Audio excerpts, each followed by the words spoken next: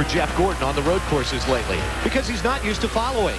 Now this is the view he's become accustomed to, celebrating in Victory Lane 6 times in the last 6 NASCAR Winston Cup visits to the road courses, including the last time out in June at Sonoma, California. In today's quest for a 7th straight victory on the road courses, Gordon has brought back a familiar friend. No, not former crew chief Ray Evernham, but this car, which is a familiar friend. Chassis number 2427 has no catchy name, even though it's carried Jeff to 5 straight wins. Gordon was fastest in happy hour, so there's no reason to believe that he can't win his 4th straight here at the Glen today.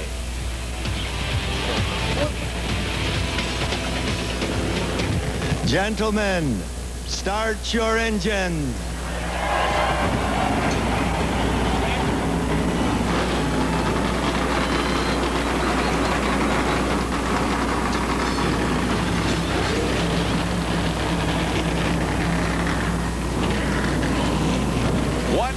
Of the 2000 NASCAR Winston Cup season is about to end. The road course phase. We, of course, had an event at Sears Point earlier this year.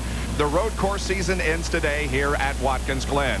Now, as drivers pursue championships, there's always a so-called bump in the road. And, Benny, this could be one of the bumps that Bobby Labonte has to be concerned about. Well, Jerry Punch has already showed you folks what happened to Bobby Labonte here at the Glen last year. And if he's going to win that first NASCAR Winston Cup championship, there's a couple other bumps along the way. Number 1, Bristol, the night race. Last year, Bobby Labonte finished 26th. And then Talladega. Remember, you're always apt to get in that big one at Talladega. This spring, Bobby Labonte finished 21st after being involved in the crash.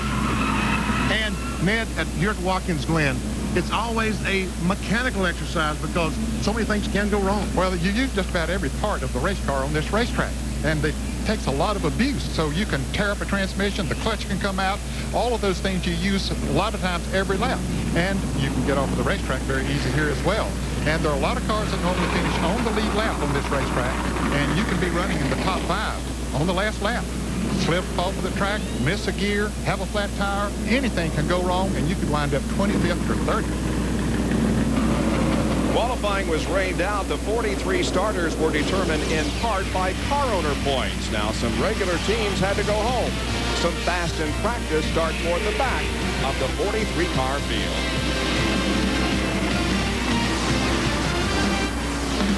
ESPN, the worldwide leader in sports, and the National Association for Stock Car Auto Racing invite you to sit back and enjoy the 21st race of the 2000 Winston Cup season, the Global Crossing at the Glen.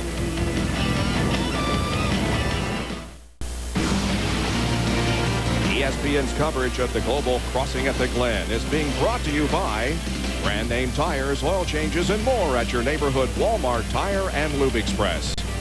By McDonald's, we love to see you smile. And by Doc Otis, a new flavored alcohol malt beverage, real lemon, real refreshment.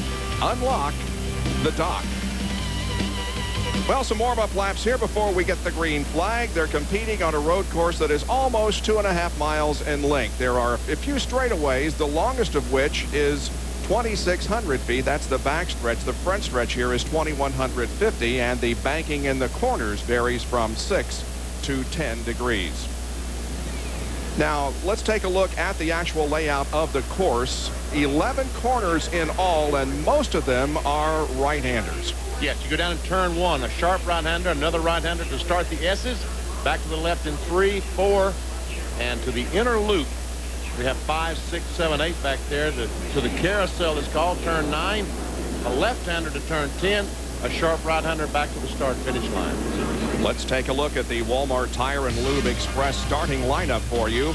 And the first 35 positions determined by car owner points. So that means that Bobby Labonte is on the pole alongside second in points, Dale Jarrett. On the second row, we have Dale Earnhardt, and alongside him, Jeff Burton. Then comes Rusty Wallace and Tony Stewart back in row number 3. In the fourth row, Ward Burton and Jeff Gordon going for 7 straight road course wins here today. The 9th and 10 starters are Ricky Rudd and Mark Martin. Then Mike Skinner and Matt Kenseth make up row number 6. In the 7th row, Ron Hornaday, who's filling in for Terry Labonte, who is sitting out his 2nd consecutive race, and Dale Earnhardt Jr. Johnny Benson and Tom Hubert, who is sitting in for Jeremy Mayfield, make up the 8th row. Back in row number 9 is Bill Elliott and Steve Park. Then comes Ken Schrader and Sterling Marlin. Joe Nemechek and Chad Little will start back in the 11th row. Row number 12, Robert Presley and Jimmy Spencer. Jerry Nadeau and John Andretti are the 25th and 26th starters. Then comes Michael Waltrip and Kevin LePage. P.J. Jones in the 01 Bell South Chevrolet starts in the 29th position along with Kenny Wallace. Bobby Hamilton and Elliott Sadler are the 31st and 32nd starters. Dave Blaney and Jeffrey Bodine, 33rd and 34th. Then Wally Dallenbach and previous champions provisional going to Darrell Waltrip. Now, these remaining starters are based upon how they drew for qualifying on Friday, which was rained out. And you heard of the luck of the draw? Well, this was the absolute luck of the draw.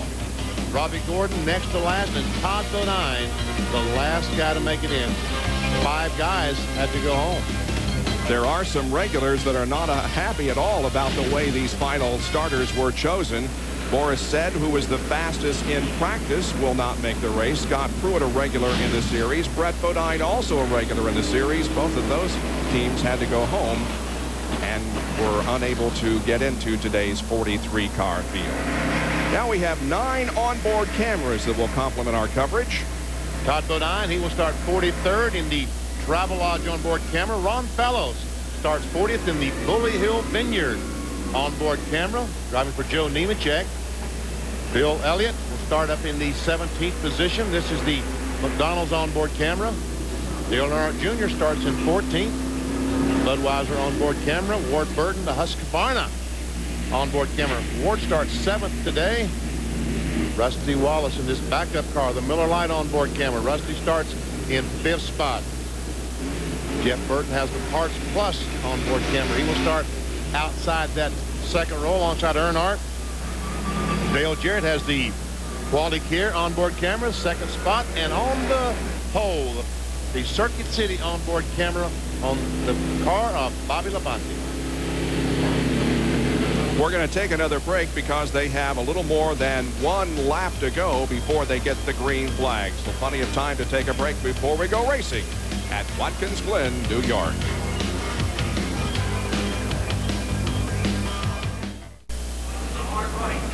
Just about ready to go racing for the NASCAR Winston Cup Series. 21 races here at Watkins Glen. 20 have been completed. Bobby Labonte leads Dale Jarrett by 87. 4 of the top 10 separated by 50 points or less. 484 points separate the top 10, much closer than last year at this time when the top 10 were separated by 858 points. We'll go 90 laps here this afternoon on this 2.4-mile road course. The purse is in excess of $2 million, and the pit window is between laps 30 and 35. Mark Martin has the race record of 103 miles an hour set back in 1995. Jerry? Bob, since 1996, the cars that have gone to victory lane here at Watkins Glen have averaged just 2 pit stops a race. If you do the math and figure it's a 90-lap race, they would pit on lap 30 and lap 60. And many may do that, but here's the catch. In the garage area this morning, there are some teams that can go as much as 38 or 39 laps on fuel. If you back that down from lap number 90, they could pit as early as lap 17 or 18 and make it on 1 more stop at lap 52. Others just may go with the 30-60 strategy. Others may stretch it out to lap 37 or 38 before they pit the first time. But if you pit early and the caution comes out, you're not going to lead a lap. You're going to be up front. Bill Weber? Jerry, today the Winston Cup Series races under one of the toughest rules in the sport. Single car, single file restarts on a road course. Because of the shape of this course, it's virtually impossible to make up a lap. You can lose it, but you can almost never get it back. A few years ago, Dale Jarrett made up 4 laps at Indianapolis. That would probably never happen here. It's another reason why road course racing is more unique, which is a 50-cent term for tougher. John Kernan?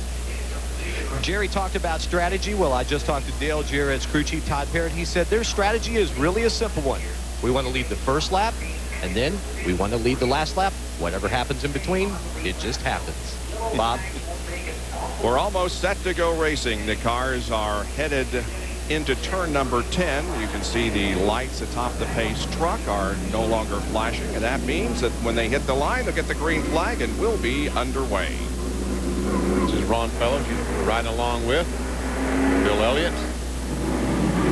Now they're going to go back to these little small straightaway of about 100 yards. These cars will make a right-hand corner, and the green flag will be waved in their face, and we'll see, can Dale Jarrett lead that first lap? Can he beat Bobby Labonte down in turn 1? I'm sure that Bobby has that same idea. And we saw those clouds in the background. They say there's no threat of rain, but there are a lot of clouds here. Okay, we're about ready to go, Bob. Field comes out of turn number 11. There's a green flag, and the global crossing at the Glen at Watkins Glen is underway.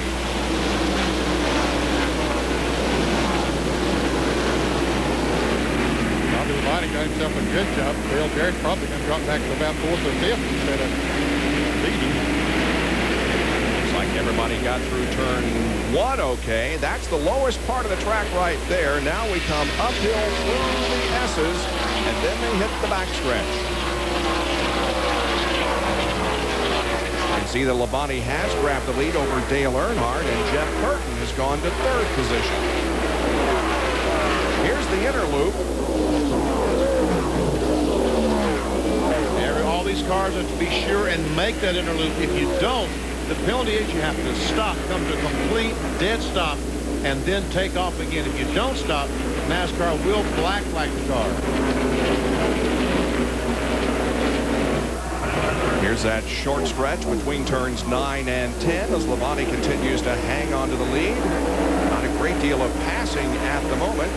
So Jeff Gordon trying to get on the inside of Tony Stewart. There we see Jerry Nadeau, 25 car, trying to get alongside the 97 of Chad Little. And looks like that will happen. Well, Bobby Labonte had only led one of his 15 road course races until today. Now he chalks up another one. And Jeff Gordon moves to the inside of Tony Stewart through turn number 1. They make contact coming off the corner. Well, let's see who's going to get the best of this battle. Gordon has the inside on this right-hander, but now Stewart has it on the other one. They're still banging together. And George in the wall. There's significant damage to the right side of Tony Stewart's car, and then Jeff Gordon went into the guardrail, putting further damage to his DuPont Chevy. You can see there's significant damage to it. And Earnhardt is into the styrofoam coming out of the inner loop. Tries to get the car refired. We do have a full course caution that's going to come out. Wow. And there's significant damage to his car on the left front. He'll be able to drive it back to the pits, but you can see there's also damage to the left rear as well. So 2 favorites here have trouble on the second lap, Jeff Gordon and Dale Earnhardt, as Bobby Labonte comes down to the caution flag. There's the damage on the left side of the GM Goodwrench Chevy driven by Dale Earnhardt. Now the good thing about, you see the damage to the left rear, the good thing about that damage, I started to say the good thing was the gas goes to the right side. It looked like there's more damage to the right side than there was the left side on Earnhardt's car. Yeah, that could be a problem for them getting fuel in it, but they got a lot of beating and banging to bang that thing out, getting back on track. Well, Dale Earnhardt had a 6th place finish at Sears Point. It's going to be worse than that here at Watkins Glen. Let's take a look at this incident between Tony Stewart and Jeff Gordon. Well, see, Tony Stewart got sideways trying to enter turn 3, and he had to go up the racetrack to save the race car. When he did, Jeff Gordon was right there, and we saw Tony run into Gordon, and Gordon, trying to give Tony room, went over and hit the curb on the right side. Now, I don't know if he hit the wall or not. Now let's see what Earnhardt looks like. He was just coming out of the inner loop and it got around on him. Yeah. Whether he had a flat tire or what caused the car to spin there, because sometimes when you get on the gas, let's take a look from Burton's in-car camera, see if we can see what happened. There he comes off of there. Oh, yeah, he lost it. Went one way, and when he corrects, no, he doesn't correct. It just goes right on around on him. Go down to Jerry Punch. Dale Earnhardt's Goodwrench Chevrolet here on pit road. All 3 of the 4 corners are dented up. Only the right front fender are okay. They're going to put left side tires on it. Kevin Hamlin and the crew now trying to pull some of the left front sheet metal away from the left front tire that was rubbing when he came in. And as you guys mentioned, tough to get fuel in the car. They did manage to pull some sheet metal away from the dry brake area. and they're trying to pound the rear fenders down so they can get the spoiler down where it'll be effective in the back of the car. Heavy damage, looks to be cosmetic, but it is quite heavy on 3 of the 4 corners on the Goodwrench Chevrolet. Kevin Hamlin still pounding with a sledgehammer on the left front fender, trying to get that fender away from the tire. Earnhardt said it was rubbing pretty bad. He couldn't even turn the wheels coming into pit road without it rubbing severely. They drop the jack. Now they'll come around to the right side. The good thing about this repair work is it's happening on a road course, and they have plenty of time to do it without worrying about losing a lap. They will take off the right side tires, replace those, beat the sheet metal now with the right rear away. Kevin Hamlin looking at the front of the car once again to make sure there's no tire rubbing. Don't want to have a tire be ruptured by a piece of sharp sheet metal and Earnhardt goes sailing into the wall somewhere on the backstretch. As Kyle Petty's car goes by, they're still looking at the rear trunk area. They want to make sure that stays down and doesn't go flapping and get black flagged. If you lose a lap here at Watkins Glen, you will finish very, very poorly, probably outside the top 25. Remember, he is trying to stay in the championship hunt, trying to go for that 8th Winston Cup title. So this was a big blow for him, but if it had to happen somewhere, guys, it's the best place to happen will be right here because they will not lose a lap. Now Kevin Hamlin, listen to the spotter saying the cars are coming. They're coming toward turn 11. You have to turn Earnhardt loose to keep him on the lead lap. They're trying to get everything they can, use every vital second. The spotter counting them down now as the field comes back, and they will head for that final turn and come beneath the start-finish line, following the pace truck. And now Earnhardt is in motion to go ahead and lead. Well, he will stay on the lead lap, but the hope is that he will stay on the lead lap for the rest of the race. Now we have Jeff Gordon and Tony Stewart on pit road to assess the damage to their cars. Yeah, they got to have the crews to take a look and see if there is sheet metal against the tire. You can see on the left front and the right front of Gordon's car. And we see the right front how it's wobbled, so we know that at least the wheel is bent. Bill Weber. Well, Jeff Gordon has significant damage to the right and to the left side of his car. He's also overheating a little bit, and he bent the throttle with his foot when he was in that wreck. What they want to do here is change all 4 tires, pull the sheet metal out, and then string the car to make sure that the toe is correct. They work on the left side first. Again, as Jerry pointed out, they have a lot of time to do this, the field under caution. Gordon did make an entire lap, so he's able to tell the team how the car is running, what might be rubbing, and what he's feeling. So they work on the left side. They're also working on the right side, trying to clear some of the sheet metal so it won't rub along the ground. Tony Stewart is also in his pit. And they're working on the right rear of Tony Stewart's car. They've taken the crush pedal out there and called for a pry bar. And once again, just like Earnhardt and Jeff Gordon, they are being very, very deliberate here to get these cars repaired and not lose a lap. In the early laps at Watkins Glen, back with a green flag and more live coverage in just a moment. Stay with us. Getting set to go back to racing here at Watkins Glen. Jeff Gordon is still on pit road as they're now sawing away some of the sheet metal on that car. Bill? Working on the front air dam, Bob, trying to cut off a loose piece, and they tried to tape up and try and firm up a little bit, but they couldn't do it. They were concerned about going green while they were sitting here, and that's about to happen. They could lose a lap, and they will. So is the streak over for Jeff Gordon? 6 road course victories in a row. He's on pit road right now as the green flag comes out and we resume competition. 3 drivers involved in separate incidents in the second lap of this race here, and all of them, Gordon, Stewart, and Earnhardt, were in the top 8 in the NASCAR Winston Cup point standings. Now it's Bobby Labonte leading Jeff Burton. Third is Rusty Wallace. Then comes Ward Burton and Dale Jarrett. Rusty Wallace got a good jump on the restart there. Just Ward Burton with him past Jarrett. It looks like Mark Martin is coming on the inside of Dale Earnhardt Jr. taking that position away. Earnhardt Jr. is also in a backup car, having crashed just before Rusty Wallace did in practice earlier this weekend. Just don't forget that Dale Earnhardt Jr. started back in the 14th position, and last time, right now, he's in 8th position. Overhead shot's going to be courtesy of the Pennzoil Copter Cam today, showing you the beautiful layout here at Watkins Glen and the countryside that surrounds this facility in the Finger Lakes region of central New York. Jarrett, Rudd, Martin, Earnhardt Jr. come by as the field completes another lap.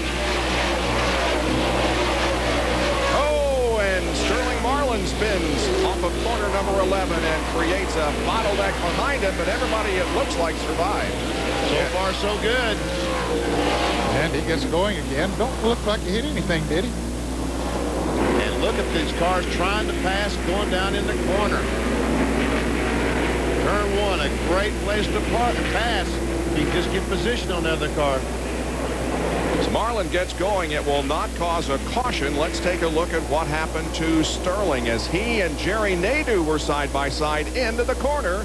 And there we see the contact from Nadeau. Hits Sterling in the right rear, and around he goes. And John Andretti just barely gets by, and P.J. Jones somehow got by.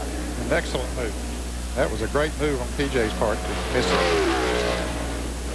Sterling will drop all the way back to the rear of the field as up front, Jeff Burton is in hot pursuit of Bobby Labonte. They ran together quite a bit in practice yesterday afternoon in the happy hour, and there didn't seem to be a lot of difference in their cars as far as the speed was concerned. On board with Ron Fellows, who gained 6 spots just in the last lap. And you can see he started at 40th spot, is already up to 26. Right behind Robert Presley as they come down and hit the line and are on the throttle hard until right about in here when they downshift, start braking for turn 1. I said 26. Actually, he was 24th. That puts him in 23rd. He is a master at this place, fellows.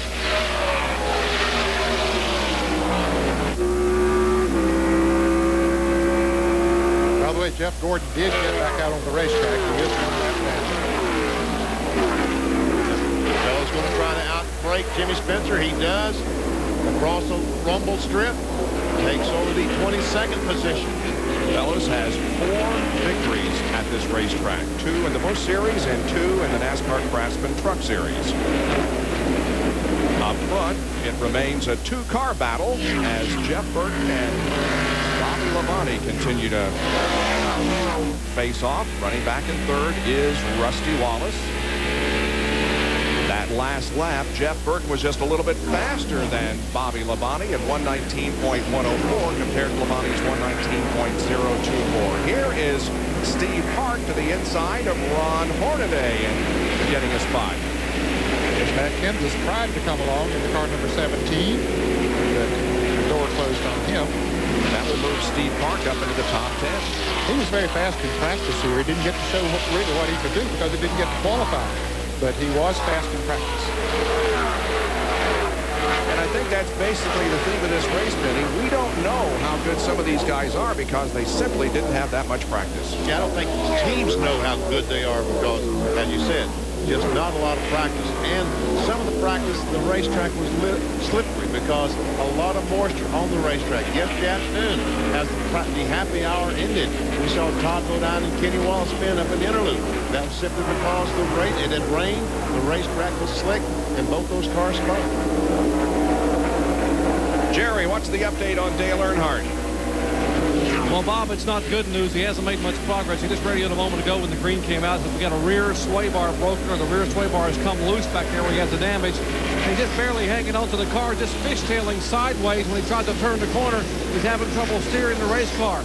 But they can't do anything about it now. Their hands are tied. They can't come in and make a pit stop. Now they'll lose a lot of laps under the green, and you might as well just park it because you're going to end up finishing back 30th on back. They need to get a caution flag, have some time where they can get under the car and try to either rehook up the rear sway bar or fix wherever it's broken. But right now, he's got to hang on with a very ill-handling race car and a pretty ill race driver. We saw Kyle Petty look to the inside of Dave Blaney there. That's 37th and 38th. It takes them about 74 to 75 seconds to go around this track. They would have qualified faster than that, of course, but in race trim, that's about what they ran. Although yesterday, Benny, in practice, they were running faster than the track record.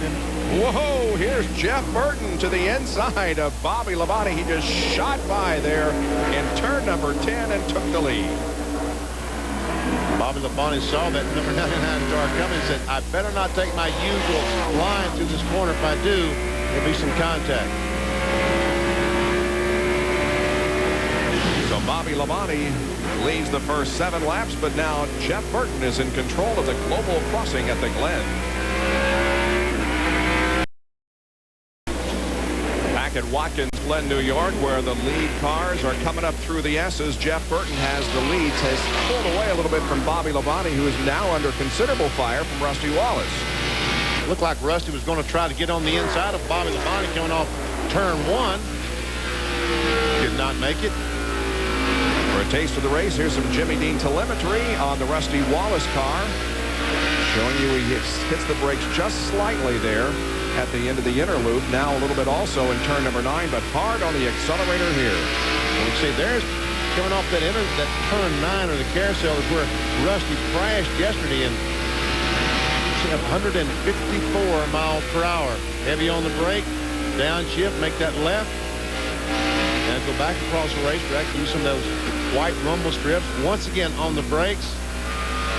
Let's see what kind of miles per hour he'll turn down this front straightaway. Trying to get on the inside of Bobby Labonte. 151 miles per hour. Wow, he's on the brakes early, wasn't it? Seemed like it. Reached about 151 before he got on the brakes. Now we all see some big numbers down this backstretch. From about right there, when they dump it into high gear, about right there, he runs wide open all the way down to the braking point.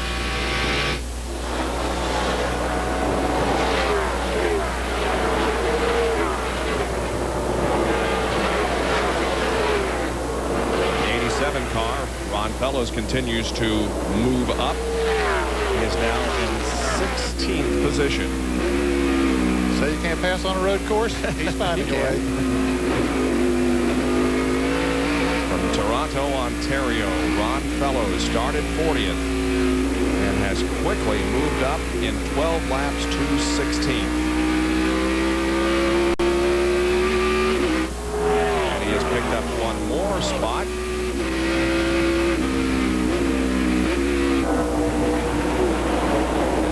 Benson just ahead of him in the 10 car. Carrying Aaron's Red sponsorship now as of last weekend at Indianapolis.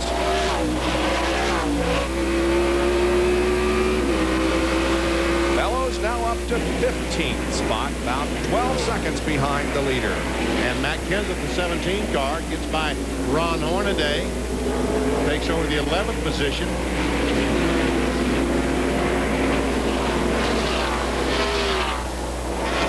Comes Jerry Nadeau and Ron Fellows, a couple of very accomplished road racers. Nadeau in the 25 and Fellows in the 87. This 87 car is owned by Joe Nemechek. Put the car together. Wow, there's a group. That's ugly looking. Tom Hubert in the 12 car that Jeremy Mayfield normally drives. He and Ken Schrader and Bobby Hamilton are battling for position back here. Also Jimmy Spencer and Michael Waltrip. The 13th car is driven by Robbie Gordon. Again, different colors on that car, different sponsorship this weekend, Sony. And the 13 car of Robbie Gordon is back in 25th spot. Started in 42nd. A lot of spots right in front of Robbie Gordon. He's another very good road racer. Yes, he is.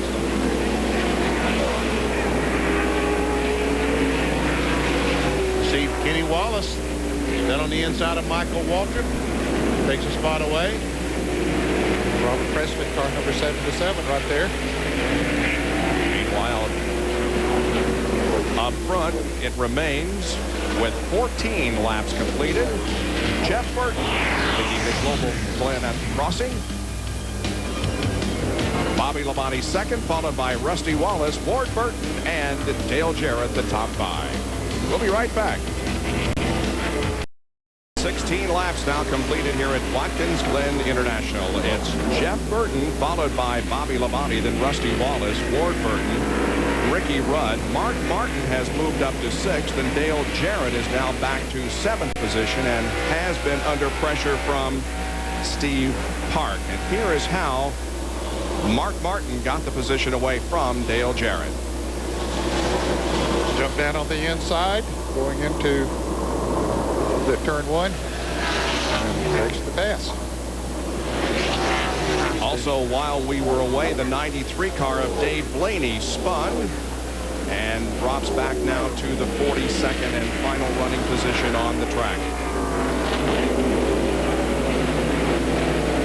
You mentioned that Dale Jarrett had dropped another spot back to the 7th position. He started on the outside of the front row. He just radioed in and told his crew chief, Todd Parrott, that his car was just a little bit tight on the right-hand turn. So they'll make an adjustment their first pit stop. And as we said, anytime after 30 laps, we should see pit stop starting under green flag conditions. Wow, look at Park just blow by Jarrett. That Benzoil Chevrolet's been back right on that back bumper for a couple of laps. He saw the moment and just flew by. Bill Weber, Steve's got a good run going so far. Absolutely, Bob. Good from the start. In fact, good from the time they got here this weekend. It's just that no one's really had an opportunity to see it. They felt that they would qualify in the top 5. They knew they were going to run well, or at least they hoped they would. He started back in the field, has moved his way up inside the top 10, just got around Jarrett. And you could say that this is the track that Steve Park got discovered at. He's got a lot of confidence and some experience here.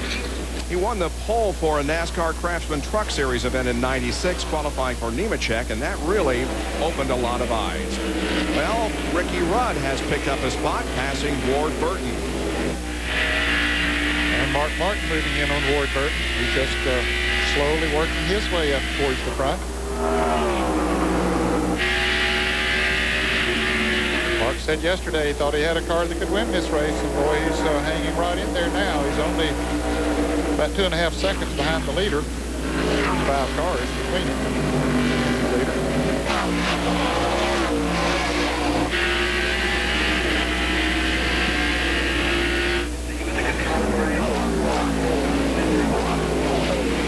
Now Martin makes a move. Looks like he wanted to make a move to the inside of Burton, but the door slammed and Mark had to hit the brakes.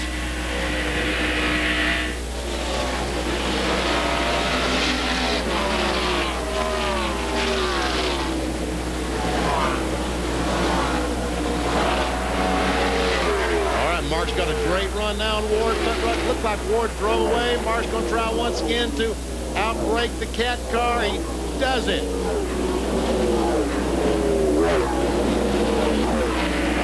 Martin up to 5th spot now. He has the best average finish here among those with 2 or more starts in the Winston Cup Series. 5.4 average finish in his 12 starts at the Glen. Check Steve Park. Yeah, he closed up on the back of Ward Burton. And Ron Fellows now sets his sights on Matt Kenseth in the battle for 12th.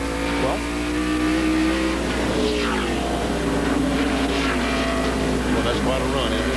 40th up to 12th.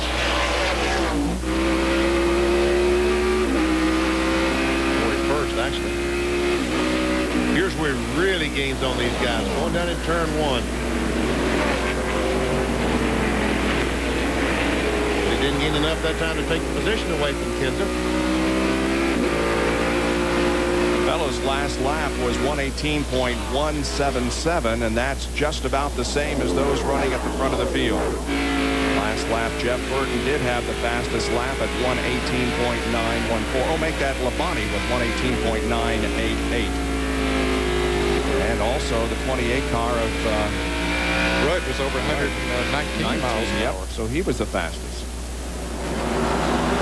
We see back there, Ricky Rudd is closed up right on the back bumper off Rusty Wallace.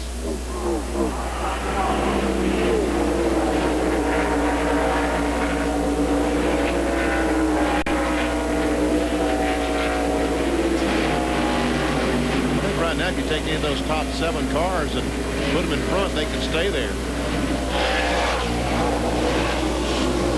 Pretty doggone equal.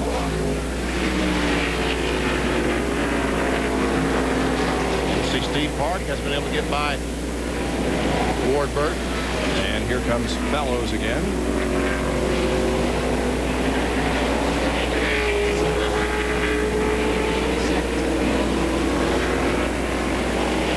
Something happened to the 87 car. It looked like he was on the inside to pass these guys, but it looks like he was on the inside because he had a problem. the engine, see if we can hear a miss.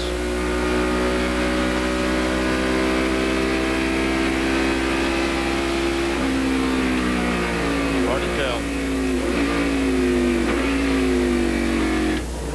Okay, we have our first pit stop, John Kernan.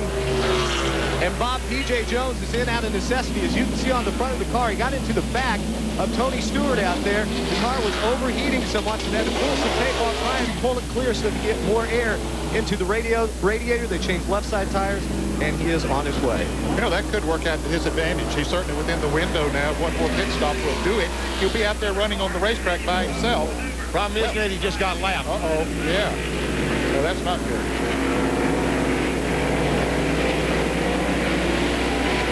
So our second car goes a lap down. Jeff Gordon is one down, and now P.J. Jones is a lap down to the field. Top 5 with 21 laps completed. Jeff Burton, Bobby Labonte, Rusty Wallace, Ricky Rudd, and Mark Martin. The global crossing at the Glen underway here at Watkins Glen International. As you can see, we've had a shuffle up front. A couple of changes. First of all, let's show you how Ricky Rudd got a position from Rusty Wallace. Turn 1, the best place to pass. Oh, this is for the lead. Oh, Bobby Labonte. I thought it was Bobby Labonte. This is Ricky Rudd getting on the inside of Rusty Wallace, and turn 1 has been the place to pass so far this afternoon. And then this for the lead going into the chicane. Bobby Labonte just outbreaks Jeff Burton. Burton doesn't fight him too hard. Retakes the lead. So Bobby Labonte led the first 8 laps of this race. Jeff Burton led 14, and now Labonte is back, and Fellows goes behind the wall, John. Bobby came into his pit. They lifted the hood, looked at the engine. You could just hear it was misfiring quite a bit. So they said, hey, it's a day. We're not running for points. So he's headed back into the garage, and we hope to have a word with Ron in just a moment. Well, he had a good run while it lasted, but unfortunately it didn't last long enough for Ron Fellows. I know Lillian Taylor and all the folks up at Bully Hill have to be very disappointed right now, but this is a race. Well, now Ricky Rudd looks to the inside of Jeff Burton. Meanwhile, Mark Martin does the same to Wallace. Couldn't take over the position as Kyle Petty comes out of the pits. And then Kyle would go a lap down after making a pit stop, but others will be making a pit stop here before too long. He just hopes there's not a caution before they do.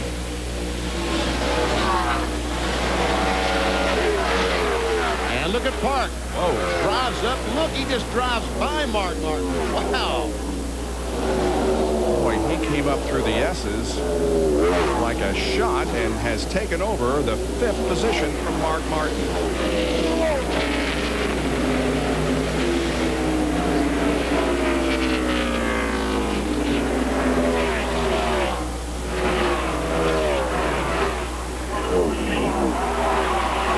Rusty Wallace right now, the 2 car, the middle right car, losing contact with the top 3. Back about a second and a half behind that group. So far for Steve Park today, so far so good. Now, once again, Ricky Rudd tries to outbrake Burton, can't get it done. And Park gets around the lap car of Kyle Petty. Now, the Busch Series here, Steve Park has 1 start. That was back in 1997. He started 4th and finished in 6th position. But again, we remind you of the pole that he won here in the NASCAR Craftsman Truck Series in 1996. As a result of his 16th place finish at Indianapolis last Saturday, Steve Park moved up 1 position in the point standings to 17th. And check this out, Jerry Nadeau, damaged left front fender and all, has moved up to the 9th position. That occurred when he got into the 40 car of Sterling Marlin in corner number 11 a few laps ago, causing Marlin to spin. Started back in 25th position. So that damage there apparently not affecting how the car drives.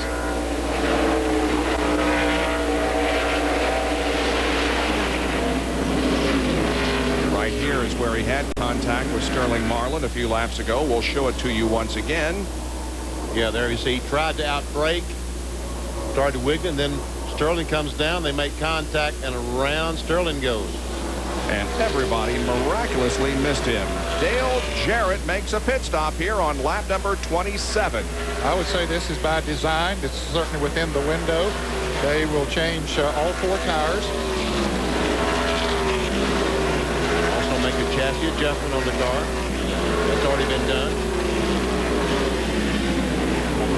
And Jarrett takes the quality care service for Taurus back out onto the racetrack.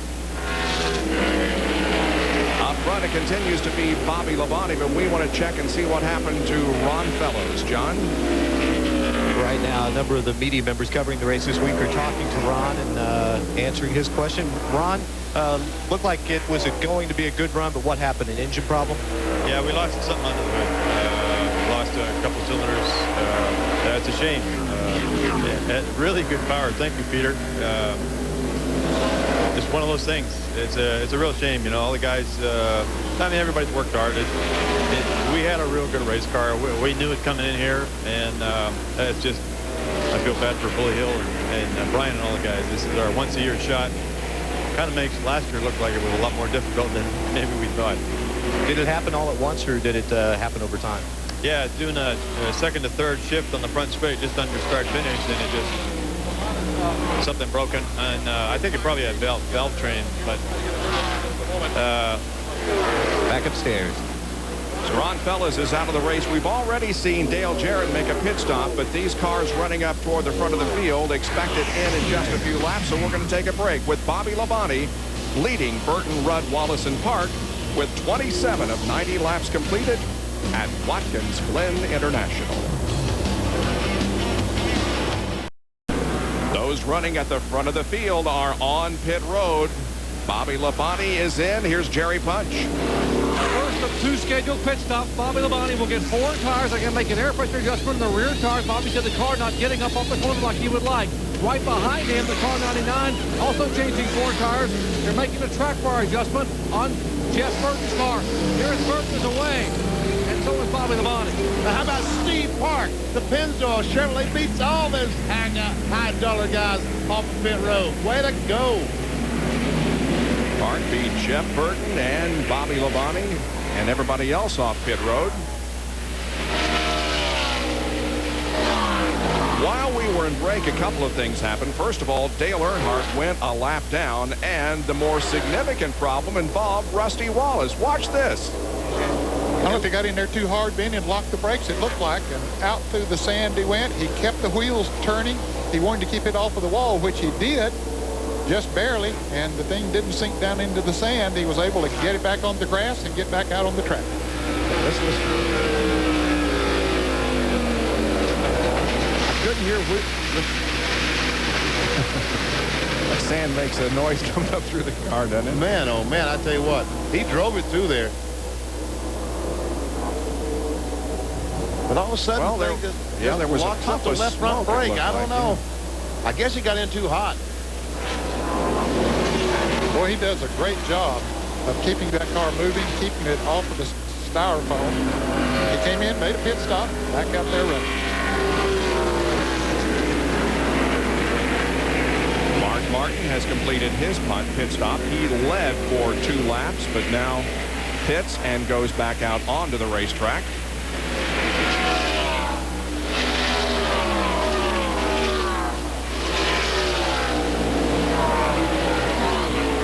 Comes out with Dale Jarrett. Dale Jarrett, the 88 car, they made some chassis adjustments during his pit stop. We'll see how that works out. Now, some have not made pit stops, but when everybody does, when the cycle is completed, Steve Park is going to be the leader of this race. How about that? Those guys did a fantastic job on that pit stop. They really did. Burton second, then comes Labonte and Ricky Rudd. Of course, Matt Kenseth and Chad Little apparently have not made pit stops yet. And Tony Stewart, he made a pit stop during the early caution, so he could run a few laps longer. Well, now our scoring updates, and it shows that Darrell Waltrip is among the final ones to come in for a pit stop, and so that does give the lead to Steve Park. Front tire changer tripped over the air hose. That's going to cost a little bit of time. Slowed the jack man down, getting around there. And look at the brake dust off this car. Yeah.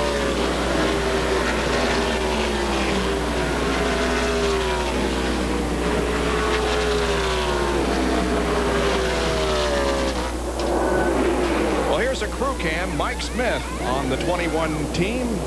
He takes the tire off, and Troy Prince, the tire carrier, throws it on. They go around the left side. Mike, lug nuts off. Oh, where's it? What happened? Okay, finally the jack goes up. Troy throws the tire on. He was waiting on the jack all that time for the thing to go up so he could take the tire off. And it didn't seem like very long, but those 2-3 seconds are very, very important on the racetrack. Bill Weber has a report on Steve Park, who's leading. And it's just a very impressive day all around for Park on the track and for his crew in the pits. The stop 16.21. Nearly a disaster, though, for Park. He was supposed to pit the lap before, but he went right by Rusty Wallace when Rusty went through the sand. They told him pit, pit, pit, but his instinct was to just keep going, stay away from the car in trouble. They were concerned about a caution coming out for Rusty getting stuck in the sand. It didn't happen. They had a great stop. Paul Andrews said this team is on a mission. Remember, they raced in the shadow of Dale Earnhardt Jr. now. They'd like to race out of that shadow. Steve Park is leading his first Winston Cup laps on a road course. This is the 6th race that he has led overall, and the first since California. About to put Jeffrey Bodine a lap down. Bodine is running in the 40th position, so that leaves 39 cars on the lead lap. Bodine, of course, from nearby Chemung, New York. Crew chief this week on the 60 car is Garth Finley, substituting for Jim Long, who is not here this weekend for personal reasons. The last time that Jeffrey Bodine won a NASCAR Winston Cup race was here at the Glen in '96. See the rest of the field coming through. There's Hornaday and Mike Skinner, Robbie Gordon, Wally Dallenbach, Chad Little. These cars running about 14th, 15th, 16th, and 17th on back.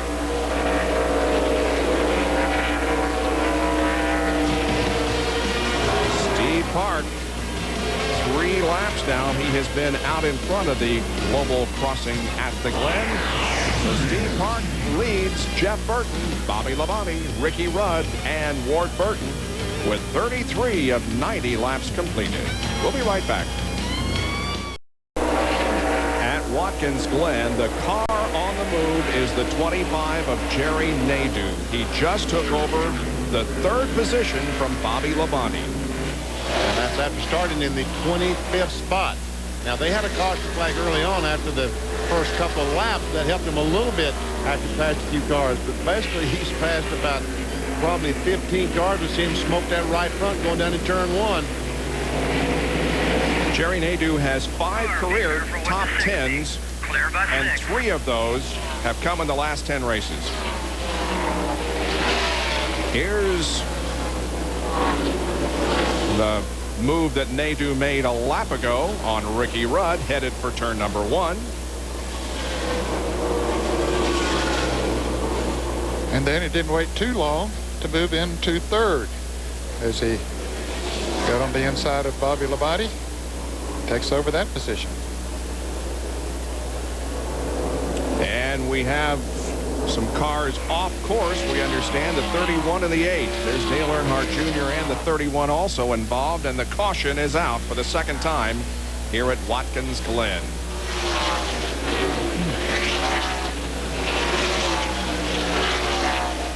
Wonder if that car won't fire, or it seems to be, well, he's going to get out of it. Taking the window net off. Yeah. Didn't look like there was that much damage done from the left side. I think there's a lot of damage done to the right front, Ned. It looked like the right front was a little low. Watch the top of the screen here. The car's coming up through the S's, and oh, there's Earnhardt Jr. This goes around, backs her in the fence, and brings, and I guess most of the damage is to the right and rear. I wonder if maybe he had an engine problem. And Skinner then slid in there. John? But, Ned, I just talked to his crew, and they said that Junior was having problems shifting, and apparently something with the transmission happened, and that is what caused him to miss a gear or put it in too low a gear and for the car to spin out on him. They said it's a problem with the transmission for him. So right now they're talking about what to do, and I guess they're going to head back to the garage and try and fix the car there once the car returns to this area. My guess is that Mike Skinner, either the spotter told him or said, let's listen.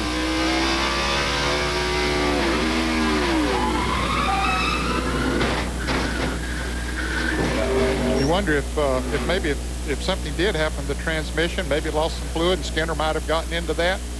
I don't know. He's looking under there. Did something lock up on this car? Or maybe just looking at how much damage is done to it there. But Well, that's the second time that he has crashed this weekend in 2 different cars. It was his first Winston Cup race here at Watkins Glen. He did win a Busch race here in 1999, and his father is also on pit road. And he has managed to stay on the lead lap. well, he got back on the lead lap when everybody pitted. We saw him go a lap down, but when everybody pitted, that put Earnhardt back on the lead lap. Jerry? Exactly, Ned. That was a break for him, but it wasn't a break for his son, because they was actually going to pit the last time by when the 8 car spun. The spotter said, stay out, stay out, stay out. And by staying out, he's able to get back on the lead lap. So now they have time to look underneath the back of the car. Earnhardt has complained that the sway bar is broken. Remember from that incident on lap number 2. They're going to get all 4 tires changed. They're getting back out to catch up with the field and probably consider coming back in to try to rehook up the rear sway bar. So they simply can't drive the car. They finish with the service. They'll send him back out to catch up with the field, come back in just a moment, and jack it up and look at that rear sway bar. So a break for Earnhardt 2 different ways. He stays on the lead lap, and he has time to come possibly fix that rear sway bar. But it's a result of a bad break for son Dale Earnhardt Jr. as he has crashed up in the S's on the 35th lap of the race. So the cleanup is underway there where the accident occurred. Dale Earnhardt Jr., the victim of his second crash here at Watkins Glen this weekend. We've completed 36 laps now. Steve Park leads Jeff Burton, Jerry Nadeau, Bobby Labonte, and Ricky Rudd.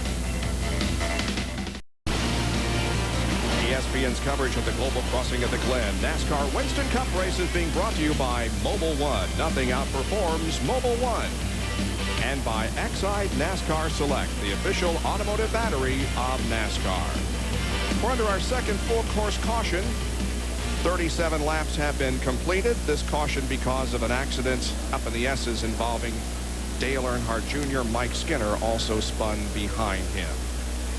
And we're going to do the replay once again of his onboard camera and listen and see if we can hear something. Benny?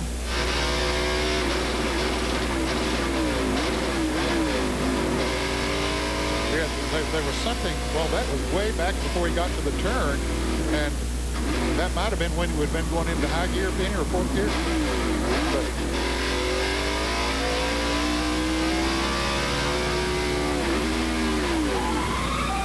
Yeah, he had something bad. yeah, it was not right. Don't know what was wrong, but something was not right about all of that. And that explains why Dale Earnhardt Jr. got out of the car so quickly, because he realized he did not want to start it because there was something else wrong with the car. He needed to get it on the record and get it back to the pits. Qualifying was rained out here, so they lined up by points. Bobby Labonte is the Bud Pole Award winner. He already has a Bud Pole this year, so he has already qualified for the 2001 Bud Shootout at Daytona. There you see the other drivers that are qualified so far this year for the race in February of next year. And you see, folks, that the cars did not pit. Here at the road course, when it takes so long for these cars to go around the racetrack, you want to pit on the green flag and stay on the racetrack during the caution flag. Down to Jerry Punch. Here in the Ricky Rudd pit, Doug Yates and the crew were up on the wall. They were going to bring Ricky in to change the carburetor. You have a crew member standing here with the carburetor in his hand because the car was sputtering and the fuel pressure was fluctuating. But unfortunately, we're going to get the green flag. They're still discussing whether they should go ahead and bring him in now anyway and get the carburetor changed in case it gets worse and worse and he slows down and even stops over there. They're coming to the green flag, and he is going to follow him down and not come down pit road. Up. Steve Park leads the others down to the green flag. Now, Jeff Gordon there on the left of your screen is trying to get a lap back, and so is Jeffrey Bodine. Jerry Nadeau, meanwhile, goes to second, passing Jeff Burton. John Kernan is with Dale Earnhardt Jr. And Dale Jr.'s crew is working on the car, trying to get a new transmission put in, a new rear gear. Dale, we can hear on your in-car camera that you were having problems with the transmission even before the spin. So what has taken his car into the styrofoam, and the caution is going to come out once again. And the black flag is also being displayed. That was for Jeff Gordon. I guess he jumped the restart. Well, I saw him pass a lot of cars to get up towards the front before they got the green flag. Now, we mentioned earlier that all restarts would be single file restarts. And I don't know if Jeff thought, well, maybe I can go up there and get up beside of the leader since I was a lap down, but it doesn't work on a road course. Take a look at what happened to Kyle Petty running alongside Kenny Wallace. And it looks like he just got too high coming through the carousel. And here's exactly where Rusty Wallace crashed yesterday, where Dale Earnhardt Jr. wrecked yesterday. Boom. Right there. Jerry is in the Ricky Rudd pit. This caution, a good break for Ricky Rudd. I mentioned a moment ago they wanted to change the carburetor. They're having quickie yellows here. They mentioned in the drivers meeting they're going to get as much green flag racing as possible. The caution comes back out. And I don't know if Jeff thought, well, maybe I can go up there and get up beside of the leader since I was a lap down, but it doesn't work on a road course. Take a look at what happened to Kyle Petty running alongside Kenny Wallace. And it looks like he just got too high coming through the carousel. And here's exactly where Rusty Wallace crashed yesterday, where Dale Earnhardt Jr. wrecked yesterday. Boom. Right there. Jerry is in the Ricky Rudd pit. This caution, a good break for Ricky Rudd. I mentioned a moment ago they wanted to change the carburetor. They're having quickie yellows here. They mentioned in the drivers meeting they're going to get as much green flag racing as possible. The caution comes back out. And now Rudd is on pit road. Doug Yates with his back to you with that big Texaco star on his uniform. He is the one basically spearheading this. Or Doug actually across the car. He lifts the carburetor out. They have another carburetor to put in place. Once again, Rudd had complained the car was sputtering and missing, and the fuel pressure gauge was fluctuating. Ricky Rudd, a two-time winner here at Watkins Glen on pit road. He was being shown in 5th position. Now, the consideration is got a spotter telling them where the field is. They are hustling to get the carburetor dialed back. Remember, he can't just crank it up and leave. Now, they got to get this thing back in position. Without a carburetor, he can't go anywhere. Trying to get it nice and tight. They got an air cleaner they're going to try to put on. They got a spacer to put on beneath the air cleaner. Once again, trying to get some of the fuel hoses hooked up. The spotter is talking to the crew. You're listening that the leaders are in the inner loop in the back straightaway. They know they've got about 35 to 40 seconds maybe from right now to get the car. The car has fired. That's the good news. Now they shut it off long enough to get the air cleaner on.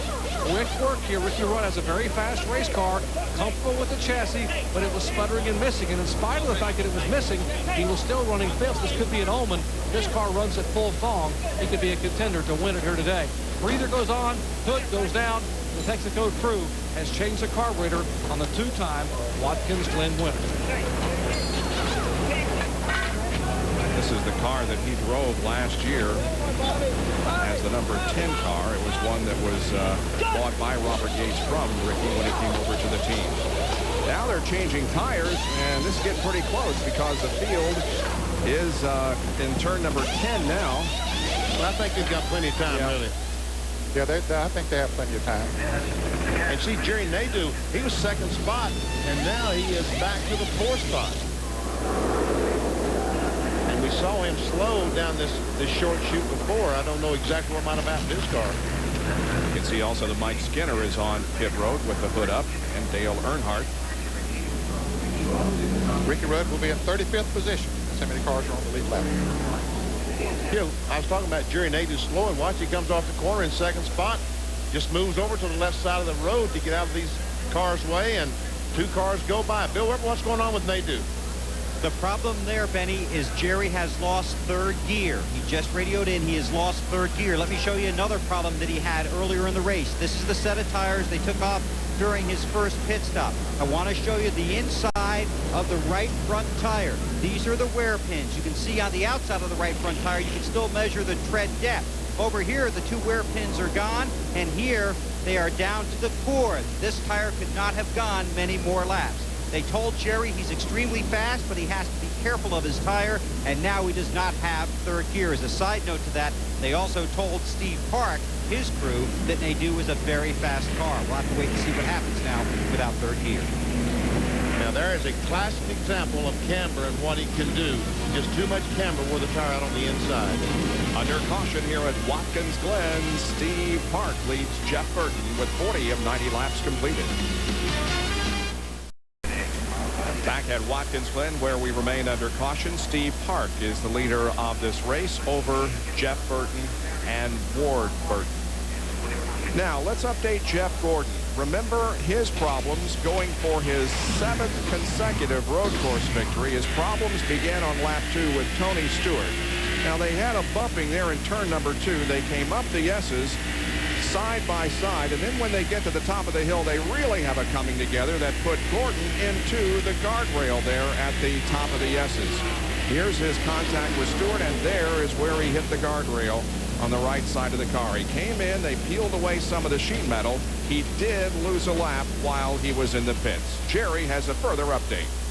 Well, they came in a moment ago, Bob, and topped it off with fuel, but they can't fix much on the car. They know that the front end is towed out. The steering wheel's actually moved to the right about 3 inches, but the rear panhard bar, as one crew member quoted, looks like a pretzel. The rear panhard bar, rear sway bar, is actually rubbing the fuel cell, not doing much to help the back of the car, so the car isn't driving very well. That's why we're not seeing Gordon make a move toward the front. As Jerry Nadeau once again makes a quick stop. Tough break for there as Nadeau, the teammate for Jeff Gordon, on pit road in the car number 25. He brings the Michael Holligan car down, where he had his best finish here a year ago, a 5th place finish, and they will change the outside tires. I'm really shocked as to why they are pitting now. Well, Jerry Nadeau is here on pit road. This is a routine change. Back to the right side when you guys get through and look up underneath first. Yeah, you can hear Tony Furr on the radio.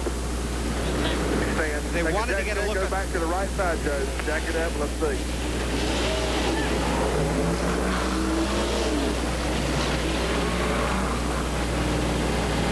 They want to see if they can see something wrong with the transmission leverage. Because he doesn't have third gear, right? And he just said, I want to be out there when they go green. I don't want to be sitting here. It's a terrible break for these guys. We told you how well they've been running. They came in here with a lot of confidence. And now they're going to send Nadeau out, and we'll find out what they found out and relay it back upstairs. Well, he was at the front of the field, but he is now way back in the pack.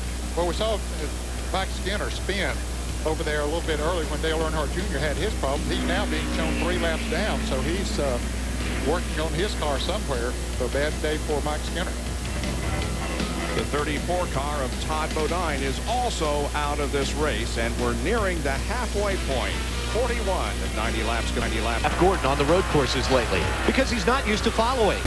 Just as you rejoin us, the race goes green once again, and look at them fan out on the front straightaway as they hustle down into turn number 1. That's Ron Hornaday and Robbie Gordon to the inside of Rusty Wallace. Boy, it's hard to out-jump him on a restart, but both of them did it.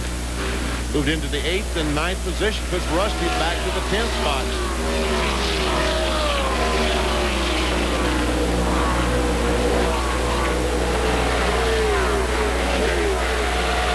And another driver who began his racing career for the most part on road courses in Trans Am, Wally Dallenbach, now right behind Rusty Wallace. 11th position. Well, he had a good run here today. Some of his better runs have come here. Dave Blaney once again gets the tires off the course. It is a lap down. Back in 37th position. Jeffrey Bodine hanging up there tight behind Steve Park. We'd like to see Park make a little bit of a slip so he can get back in front of him and get his lap back. Matt Kenseth in the 17 car trying to look on the inside of Rusty Wallace. Meanwhile, Robbie Gordon really working on Ron Hornaday.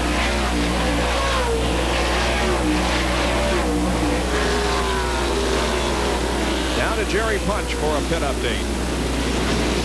We told you Ricky Rudd was running 5th when he came down pit road into the caution to change a carburetor for a sputtering problem and a miss. They have found a clogged fuel filter. Ricky Rudd restarted a moment ago in 33rd position. Remember that. 33rd spot. He restarted, but the car is running well now. So watch him make his way through the field. Bill Weber? Well, Jerry, they brought Jerry Nadeau down pit road for exactly what we thought, to see if they could somehow help his transmission problem. They couldn't. They want to see if it was something they could fix on pit road. He definitely doesn't have third gear. He's got 4 tires and a full load of fuel. Now they need, obviously, a miracle as far as the cautions are concerned. I just ran down pit road. I asked Jerry's teammate, Terry Labonte, who's sitting out this race, how often he uses third gear here. He said, judging it by driving the course in his head, he uses it 3 times at very critical junctures on the racetrack. John Kernan. Wally Dallenbach started 35th. Has had some of his better runs here, as Ned said. In fact, he may have won a couple races here if things had worked out in his favor. But I talked to his crew chief, Newt Moore. He says that the car has been neutral the entire race. They haven't touched anything. All they've done is put tires on it and add fuel as he tries to chase down Rusty Wallace to grab another position. But they seem to be pretty pleased with everything, as Wally's made up some 24 spots out there on the racetrack. Rusty in 11th, Dallenbach in 12th. They have been racing close for the last few laps. Meanwhile, everybody trying now to get around the Jeffrey Bodine car up front. And Mark Martin just did. He passed Bobby Labonte the last time going into turn 1 and took over the 4th position, drops Labonte back to the 5th place. And the last lap by Mark Martin was the fastest car of those in the top 6. Right behind Dale Jarrett in the 33 car, running in 7th position, is Joe Nemechek. Having a good run here today. His best road course finish was 8th here at the Glen in 96. And once again, Dallenbach is all over Rusty Wallace.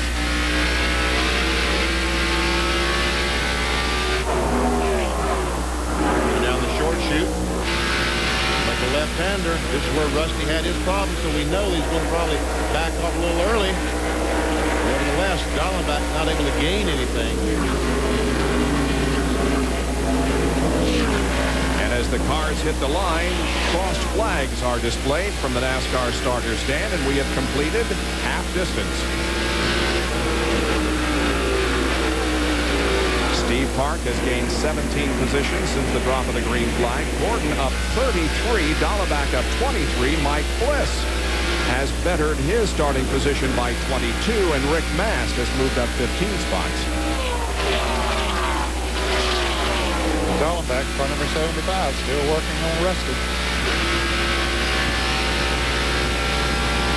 Now, the last time when he went into the inner loop here, he really got all over Rusty. Let's see if he does it again. Well, I didn't get quite as tight on him.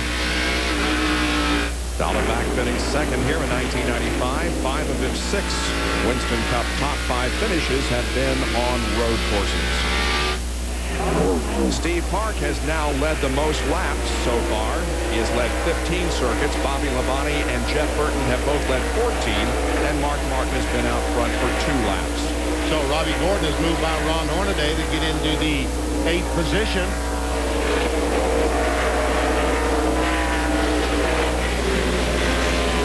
And Jeff Burton is closed up right on the back bumper of Steve Park.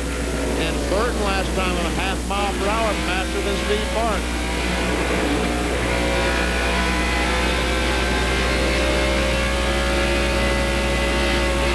Steve Park began his NASCAR Winston Cup career here at Watkins Glen in 1997. He finished 33rd in that race.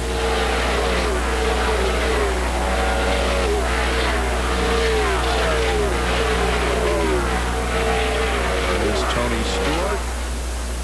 Here comes Schrader and a whole bunch of others right behind him, including Jimmy Spencer and Bill Elliott. And up ahead of Bill is Bobby Hamilton.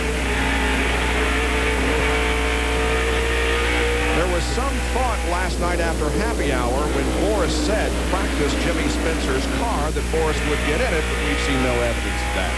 I don't think Jimmy's going to jump out of the car if he feels okay. And when I talked to him this morning, it looked like he felt okay to me. Probably let Boris to see, hey, is this car set up good for a road course? Because Boris said would certainly know, and he did turn some good laps in.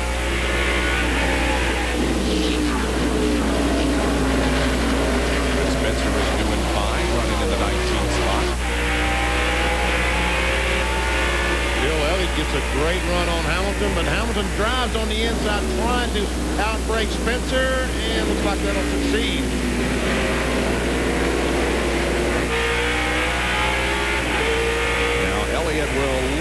inside of Jimmy as they head up through the S's, but will not make a move.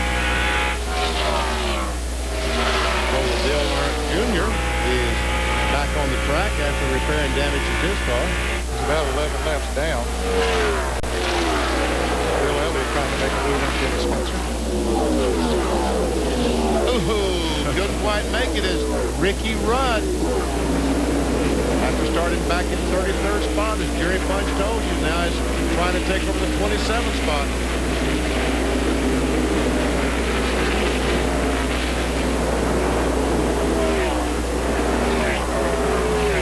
Steve Park completes another lap out front, but he has Jeff Burton right on his rear spoiler, and Mark Martin looks to the inside of Ward Burton and into turn number 1, takes over 3rd position. So make it Park, Burton. Now Mark Martin is 3rd, followed by Ward Burton and Bobby Labonte.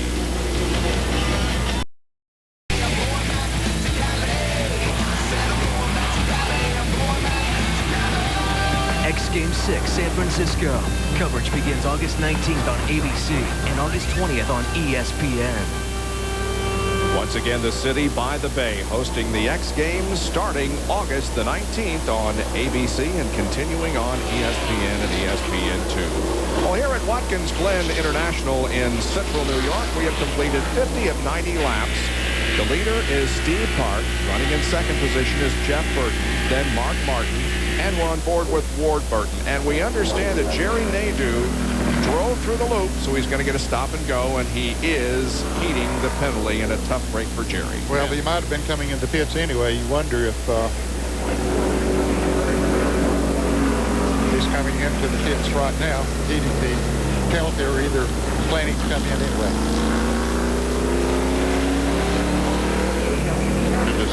Maybe the official waved him on. I don't know. Well, he drives through the pits and goes back out onto the racetrack. Bill, what's going on? He was supposed to be heading to the garage, Bob, because that transmission is they just can't race with it anymore. So they sent their crew to the garage. But we sent Turner to the garage to talk to him, but they came down pit road. I think what happened is that he missed the turn to the garage, and then was going to come to his pit, and then he missed his pit, so now he's going to make a lap and go to the garage. So tell John to hang on. Right now, we have only 3 cars out of the race. Kyle Petty is out, so is Todd Bodine and Ron Fellows. Everybody else is still running. Dale Earnhardt Jr. is 13 laps down. Mike Skinner is 3 laps down. Jeffrey Bodine, Jeff Gordon, and Dave Blaney are a lap down. The other 35 cars are on the lead lap. And now, looks like Park has a little bit of breathing room. He's picked up just a little bit on Gordon. On Park. We saw Mark Martin pass Ward Burton for 3rd position just a few laps ago, but still Ward is having a good race running in 4th spot. Bobby Labonte beginning to move in a little bit on him. But no real pressure there yet.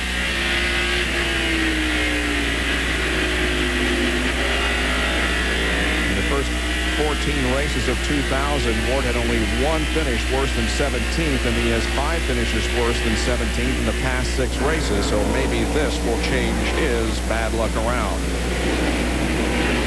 See all the cars go by. Back in the 14th position, there's Tony Stewart, the Home Depot Pontiac. Tony Stewart was touted to be one of the best cars here today, but he had a problem on the 2nd lap with Jeff Gordon. They made some contact. You see the right side of his car, how beat up and banged up it is. And I would guess right now that his car, kind of like Jeff Gordon, just isn't driving that well. Although he has managed to stay on the lead lap, and as you say, in 14th position. Ahead of him, the 27 car of Mike Bliss started back in 37th position, so Mike Bliss is doing well. Having a good run. His career best finish in his 18 races to date has been at Sears Point, where he finished in 22nd spot.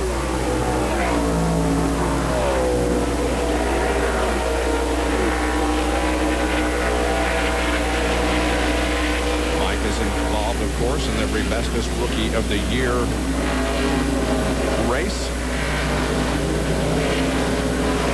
Just ahead of Mike, The battle between the 75 of Wally Dallenbach and the 5 of Ron Hornaday continues, and Wally can't pass him. You see Rusty Wallace there. He's back in 12th position. I don't think his car is as good after he went through that sand as it was before.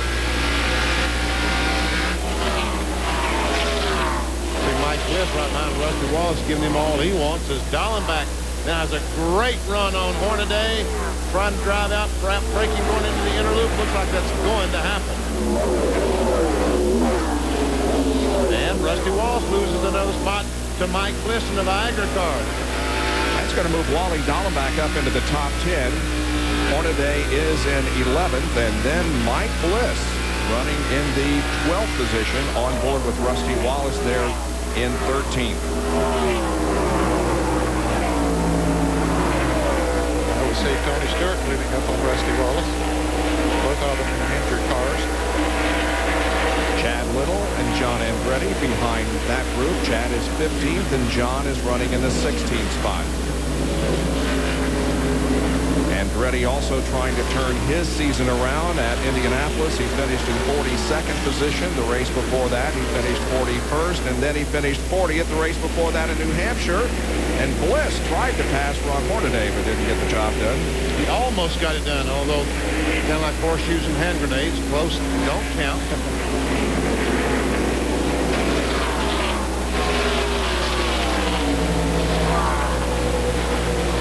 I mentioned Mike Skinner a while back. He is back out on the racetrack running. He is 3 laps down.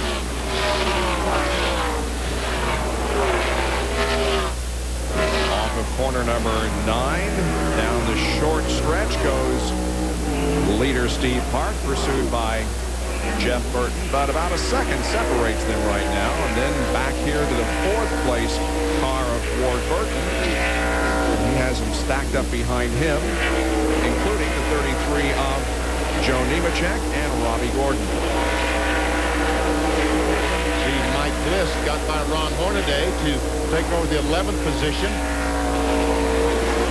Uh-oh, Spencer is doing some donuts in the grass.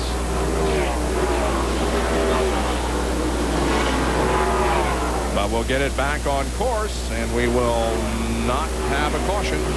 That's going to put him all the way back at the back tail end of the lead lap. Dale Earnhardt just went past him there. Dale was in 34th position, and he was the last car on the lead lap. There's some damage to the door on the 26 car, the big Kmart car. And I saw Jimmy weaving back and forth like he's trying to figure out if he had a flat tire or not. He's going to stay on course. Look way at the back, up at the top of your screen. He might have got into, was it a red car there? A bright colored car. Looked like they were very close, at least. Let's check it out. There was that's Ricky Rudd. Yep, might have been some contact between those cars. Boy, he sent the pylon scattering, did some damage to the front end of Rudd's car, and so he was running in the 21st position when that happened. Now he is in 34th position. down to the pits come several cars. Jerry Punch. With lap 55 not clicking by, the window is opening. Now these guys can make their final pit stop and make it the rest of the way. We told you they could make it on 35, 36 laps.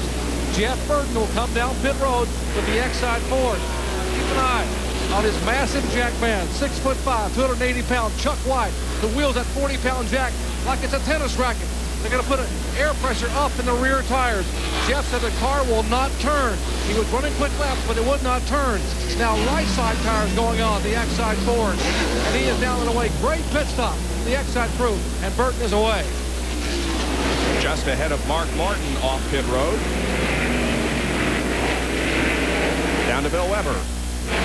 Bill Elliott on pit road, left side tires, got the fuel, he's on his way. So Elliott's got himself 4 fresh tires and returns to the track. I had to wait to get Bill Elliott's car full of fuel. Really a shock. Coming off of an excellent finish at the Indianapolis Motor Speedway last Saturday. Bill Elliott started 7th, finished 3rd. Steve Park now relinquishes the lead to make his, what presumably may be his final pit stop. Comes on lap number 58 They had an outstanding pit stop last time. Going to see what happens here. This is 4 tires only and fuel for Park. They didn't do any special training in their 2 pit stop practices this week. Everyone in the same position. Park ready. And another good stop as he spins the tires. They say 15.4 or 16.4, Benny? 15.4, Bill. Tommy Baldwin and the Caterpillar crew now making the final pit stop, and the NASCAR official saying, no, no, no. Got a problem with the left rear tire. They're going to call Ward Burton back in. Apparently, the official was pointing to the left rear. Tommy Baldwin trying to plead his case with the NASCAR official, very animated, saying, no, I got the lug nuts on, but he is pointing to the ground, and that can be very costly for Ward Burton. Tommy said, I've got 5. I put 5 on it. Please, man, I put 5 on it. I'm telling you. Pleading his case with a NASCAR official.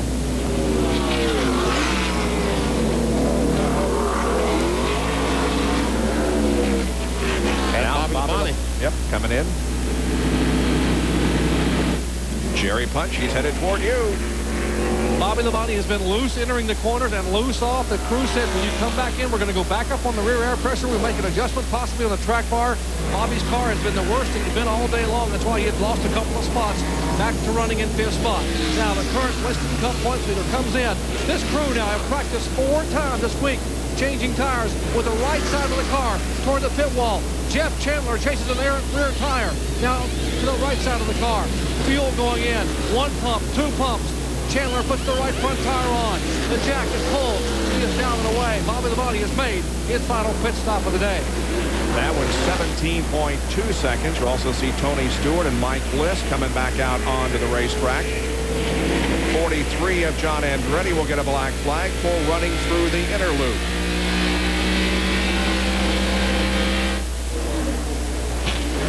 Flurry of activity here as pit stops are being made. The 13 car, Robbie Gordon, is being shown as the leader right now, followed by Wally Dallenbach. We'll take a break and be back with more Global Crossing at the Glen from Watkins Glen. Well, the discussion continues down to the Ward Burton pit, and it's getting quite heated down there, isn't it? Yes, it is. They have gone to the overhead camera that most of these teams have on field roads. Team's overhead camera, and they put it in they've replayed it, showed it to the official, and he still insists that there's something amiss, and Tommy Baldwin is arguing his case as hard as he possibly can. Ward has not come in for a second time. He's being shown right now in 10th position. There's still several cars that have not made pit stops. Ricky Rudd shown as the leader of the race right now. Now, while we were away, Robbie Gordon led a lap, and Wally Dallenbach led 3 laps. The first time that Wally has led a Winston Cup race since October last year at Talladega. Sorry, Bob, a Husqvarna onboard camera. Ward Burton comes along, shifts gears. See Brian Dehart, official on the left, talking to the official that's made the decision. Somebody, Mike Bliss, I believe, is just blown going down the front straightaway here. Big plume of smoke out of the 27 Viagra Pontiac, and he's going to pull off course. And he's going to stop there, so they'll have to throw the caution. Yep. There it is. Oh, there's a lot of oil on the racer, just a tremendous amount of oil. So Tommy is still pleading with that NASCAR official.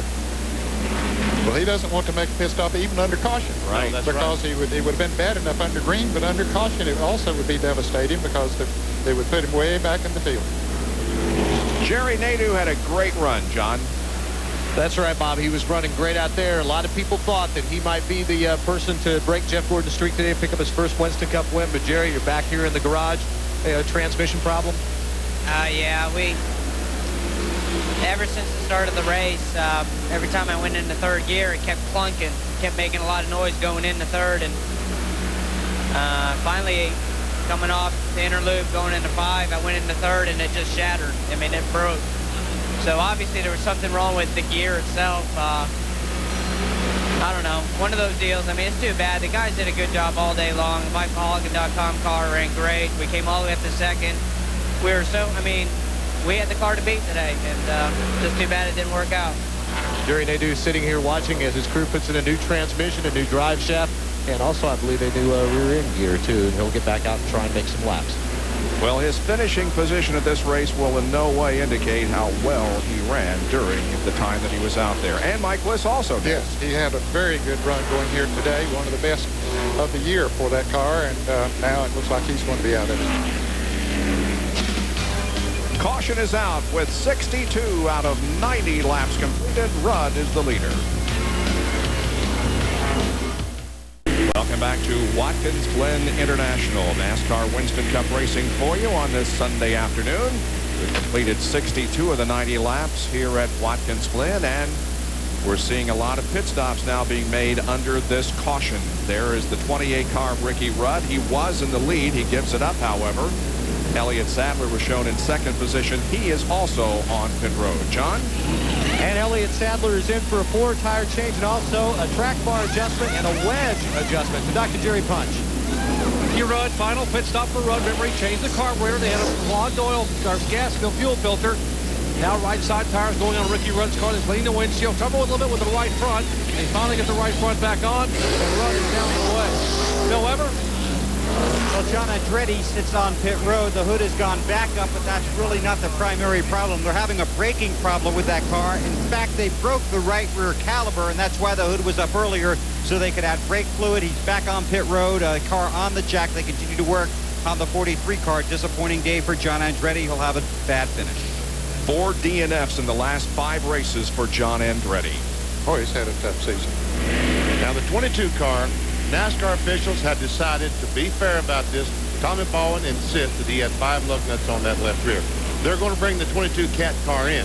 If in fact he has the 5 lug nuts, as Tommy Bowen says, he's able to go back right on the racetrack right behind Dale Jarrett. If not, in the 8th position. If not, he'll have to go back to the end of the line, where he would be if he were black flag.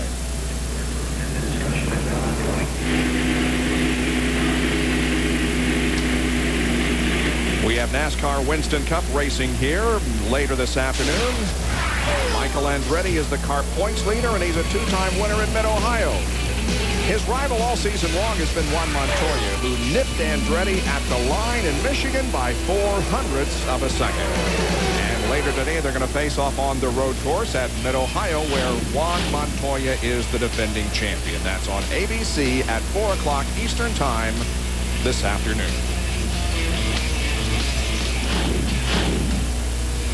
Jerry, what's going on in the 22 pit? Well, as you heard Benny explain a moment ago, what they did is they're telling Tommy Ball, when you bring the car in, you got to require to bring the car in. We're going to look at that left rear tire. If the lug nut is missing, then you make your pit stop and you go back to the end of the long line. If it's not missing, we're going to give you your spot back. But if you come in and the lug nut is on, you can't touch the car. You can't change anything. So that's the deal. And we'll know by what the crew does when he comes in just a moment. If the lug nut is on, they won't be able to touch the car. They'll have to send him back out to his original spot. If it's missing, they'll change tires, and we'll know that the NASCAR official was indeed correct. That's a fair deal. Yeah, it is. Fair enough. Yep. Because they can't come in and change 4 tires and go back out to 8th spot, because you'd have an advantage over the rest of the competitors. Sure. Yep, I think that's a good, fair way to do it. So we'll see who was right and who was wrong here in just a few moments. Actually, after others made pit stops, he's sitting in the 5th position. The guy that might get lucky on this restart, that he has stayed on the racetrack, they're still trying, is Jeff Gordon's crew. He is now on the tail end of the lead lap. But he's in front of the leader right now, in front of Steve Park. I'm sure he'll stay out there, try to stay in front of Park, hope that the caution flag comes back out. He can go back and get in the lead lap. Let's go down to Bill Weber. And Benny, the spotters and the drivers from the 1 team and the 24 team have talked that over.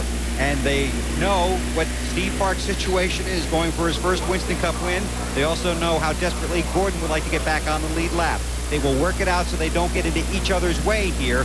That Gordon will not hold up the leader, but then again, Park may return that favor and give Gordon his lap back if the caution should come back out. So the 2 spotters and the drivers have relayed messages through each other.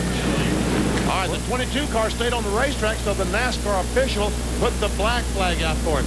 on pit road. The two NASCAR officials are sitting there waiting for the 22 to come in. He decided not to come down pit road, but he was black flagged by the flag. Wow. That could be a big mistake there by not coming in with the deal that was made. Well, whenever we come to Watkins Glen, we think of one particular driver who had a great run here a few years ago. In fact, on this date, on August 13th, we remember Tim Richmond especially. Now, when NASCAR returned here in 1986, Tim sat on the pole and won the event in dominating fashion.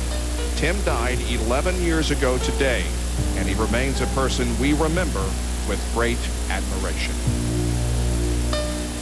We'll return to Watkins Glen International in a moment. Well, the discussion continues down in the Ward Burton pit. Now, they have decided not to go green next time around, so this will give Ward an opportunity to come in under the caution and get this situation straightened out. Yeah, they still have the jet dryer down in turn 1 trying to blow some of that oil dry that they put down from Mike Bliss's blown engine. Now, they're not going to take one official's word for it. They got an army. I'm talking at least a battalion of officials there, so they're going to check. No one can go across the wall until Ward Burton comes in. Those 3 officials look, and if in fact 4 lug nuts are on there, they wave the crew across the wall, they change tires, he goes to the end of the line. If he has 5 lug nuts on, he goes back to the 5th position. Here he comes.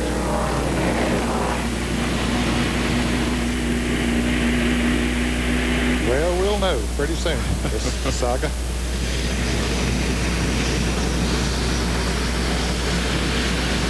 And remember, the NASCAR official has nothing to gain by trying to penalize a race car. He was standing right there looking at this left rear tire. Here comes Ward Burton down pit road. They will stop the car. The NASCAR official will have to look at it and see if the lug nut is on. And there are just 4 on. The NASCAR official was exactly correct. There were only 4 lug nuts on the left side. So now they brought him in, and that was exactly what they should have done. They brought him back in, and now they will change all 4 tires. And so that was a good call by the NASCAR official and a very fair call by NASCAR to give him a chance to come in and look at it. And if they had been wrong, they would have put him back in spot. 4 tires changed, and Ward Burton is away. But he'll be back in 33rd position. Well, now we know who is right. The NASCAR officials turned out to be correct in that situation. Just 4 lug nuts on the rear of Ward Burton's car, so he will lose a considerable amount of track position. Flag drop for one of NASCAR's 50 greatest drivers this past week. 77-year-old Herb Thomas, a 2-time Grand National, now Winston Cup champion in 1951 and 53, passed away. He won 48 races in his career, including the Southern 500 in 51, 54, and 55, and was inducted into many halls of fame around the country. And Ned, I know you raced with him a lot, didn't you? Didn't race with him a lot, Bob, but he was my hero. He came from a similar background to me, a farmer and a sawmiller, and I just took a liking to him. I liked his style, and his career really ended prematurely in a wreck at the fairgrounds at the half-mile dirt track in Shelby, North Carolina, and he was just 33 years old at the time, and no telling what he would have accomplished had he not had those injuries in that particular wreck. But he was a great guy, great driver. Now we get set to go back to competition here at Watkins Glen. Jeff Gordon is on the tail end of the lead lap in 34th position. Robbie Gordon is in 5th as they come down to get the flag with Steve Park in the lead. Jeff Burton second, then Mark Martin and Dale Earnhardt running in 4th spot.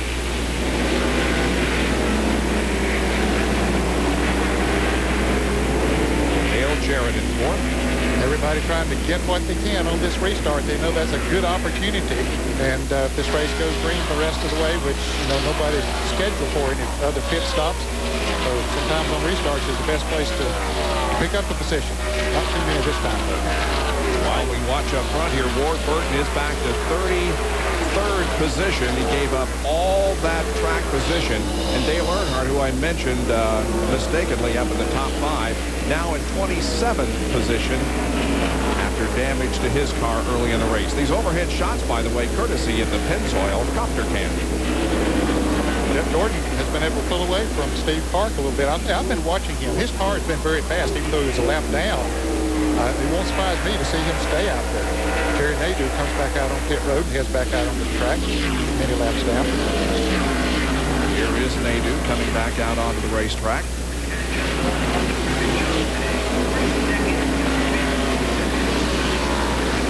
Understand that the 60 car of Jeffrey Modine has been black flagged.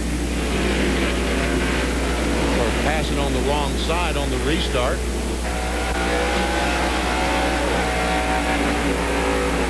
Robbie Gordon taking a look at Dale Jarrett. I thought that Dale Jarrett was taking a strange line through the corner. The fact of the matter was he was trying to avoid the 25 car that was leaving pit road to go back in the race. And Joe Nemechek still back there behind Bobby Labonte. A great run today for Nemechek. He's currently in 7th position. We saw him last night at dinner talking about Joe Nemechek, and we asked how his car was. He said he thought he had a good race car. It was not extremely fast, but he thought it would handle well and would be very consistent. And it looks like he was correct. Joe Nemechek is great, one of the drivers that knows a lot about race cars. Oh, Tom Hubert into the styrofoam. This is up in the carousel. Caution is out. And Jeff is going to get the lap back here. Yeah, the caution is out. Yep. Jeff Gordon caught that break. He's still, I don't know if it's a break or not. He's in 34th spot. He's still in 34th spot, but he was on the tail end of the lead lap. Now he goes up and makes about 2.5 miles up. So I don't think he can win the race back there, but he certainly can pick up some positions. Yeah, he'll pick up a lot of positions because he'll come in, put on 4 new tires. So this is exactly what he was looking for. Tom Hubert able to drive away the Mobil 1 Ford after this impact with the styrofoam. Again, this is in turn number 9 that we've seen a lot of crashes this weekend. And we'll see him pull out of there. Well, we did see him pull out of there. And very little damage to the car. You know, going in there, you see some on the right rear there, but it doesn't look very like it's too much damage. I've talked about soft walls before many, many times, and that's a clear indication of just what a valuable tool that is. The guys hit the styrofoam. Also, they have a barrier behind that gives when they hit, and they start the cars up and drive away. There's still a lot of damage to the cars, but nevertheless, the drivers feel like starting them up and driving away.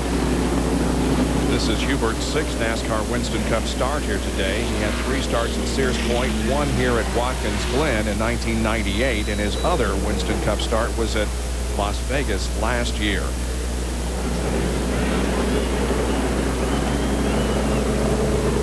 When we think about soft walls, we also remember an incident that occurred here at Watkins Glen in June of this year during the Busch race, and Jimmy Johnson, watch this. He lost a brake line, a front brake line, folks. And this, we saw Rusty Wallace running about 150 miles per hour in turn 1. Jimmy Johnson runs into that wall about 130 and jumps out and waves to the crowd simply because he hit styrofoam and a wall that gave. Too bad we can't have soft walls on the ovals that they run on. Maybe someday we will. 68 out of 90 laps completed. The top 5, Steve Park, Jeff Burton, Mark Martin, Dale Jarrett, and Robbie Gordon. ESPN's coverage of the Global Crossing at the Glen is being brought to you by Kmart, Route 66. Jeans, clothes. It's not Main Street, only at Kmart. By America's #1 choice in tools, Craftsman makes anything possible. And by Conseco. Down to Bill Weber. Well, Tom Hubert has looked back to pit road. He's going to get 4 fresh tires. He'll pull the sheet metal away. He's got some rear damage. He's also got a bunch of styrofoam stuck in the wheel wells, a small price to pay. But they tell him he's good to go, and he'll rumble back out there and try and finish this race. And we go to Jerry. And Jeff Gordon's battered and beaten DuPont Chevrolet just on and off pit road. They changed 4 tires. He'll be one of the final cars on the lead lap. They asked Jeff how the car was. He said, well, actually, the car's pretty good, maybe even better on long runs. They told him he got 20 laps to get there. I don't think he has, even as good as he is and the car, that he has time to get back up to the front. If he does not win here this afternoon, it will end the streak of 6 road course victories in a row. Field heading for turn number 11, looking for the green flag when they hit the line. Little Robbie Gordon laying back there. Going to try to get him a run, try to anticipate this thing and get him a run. But unfortunately, the other guys, Dale Jarrett backed up to him, so he would not be able to get that run on him. Lap number 71 at the conclusion of lap 70. The green flag comes out. We've got 20 laps of racing remaining. Mark Martin going to the inside. Jarrett there with them, and nobody can make a pass. Nope. And Robbie Gordon trying to get on the inside of DJ, and there he goes. Yeah, he did make a pass. Move Robbie Gordon up into 4th spot now. There's a spark flying off somebody's car through that corner. DJ shifts into 4th gear. Down the middle of the road, trying to keep Bobby Labonte behind him. That's what that was all about. And there's Joe Nemechek back there as well. So right now, DJ lets someone get on the inside. He's probably going to lose a couple of spots. Look at Ward Burton get wide exiting the inner loop, and that allowed Mark Martin to get to the inside as they come up through the short strip. Oh, Mark! Park sideways. And Mark Martin and Jeff Burton go side by side into turn 10. I thought they was going pretty abreast. That would work. I don't think it'd work for 2. But since they're teammates, it might. And they're still side by side. Now Robbie Gordon's going to get a run on these guys. He's going to push Mark Martin down the front straightaway here. See if Mark can get down in front of his teammate, Jeff Burton. Nope, couldn't do it that time.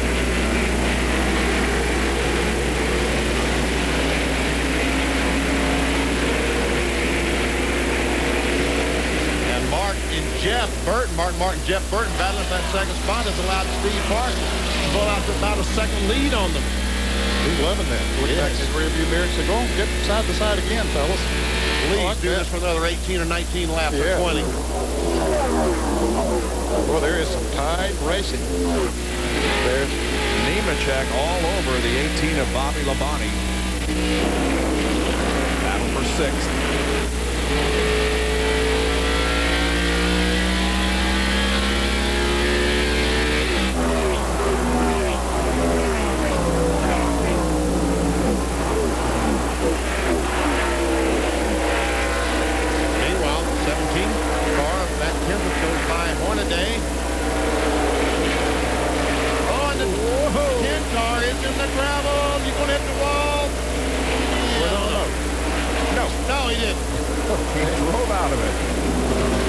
Similar to the way Rusty did when Rusty went out through there. It cost him a lot of positions. It's going to cost Johnny Benson a lot of positions too. And now there's Dale Earnhardt looking to the inside of Sterling Marlin. Oh, some contact between Earnhardt and Sterling. And Sterling does not get stuck, so the caution flag will not come out. There, Ward Burton was able to pick up another position. Ricky Rudd is one of those that's back in the pack too. He was 23rd on the restart. He's moved up to 21st now. But and there's Jeff Gordon. Back in about 32nd, although on the lead lap. He's running about 15, almost 15 seconds behind the leader. Trying to pick off a few positions. Trying to get up by Stacy Compton in the 9 car. Stacy is in 29th. The last 10 races on road courses, Jeff Gordon has 3 poles. And of course, he has won the last 6 in a row, 9 top 5s, and an average finish of 2.1, leading all drivers in 4 of those 5 categories. Well, they finally got around Compton.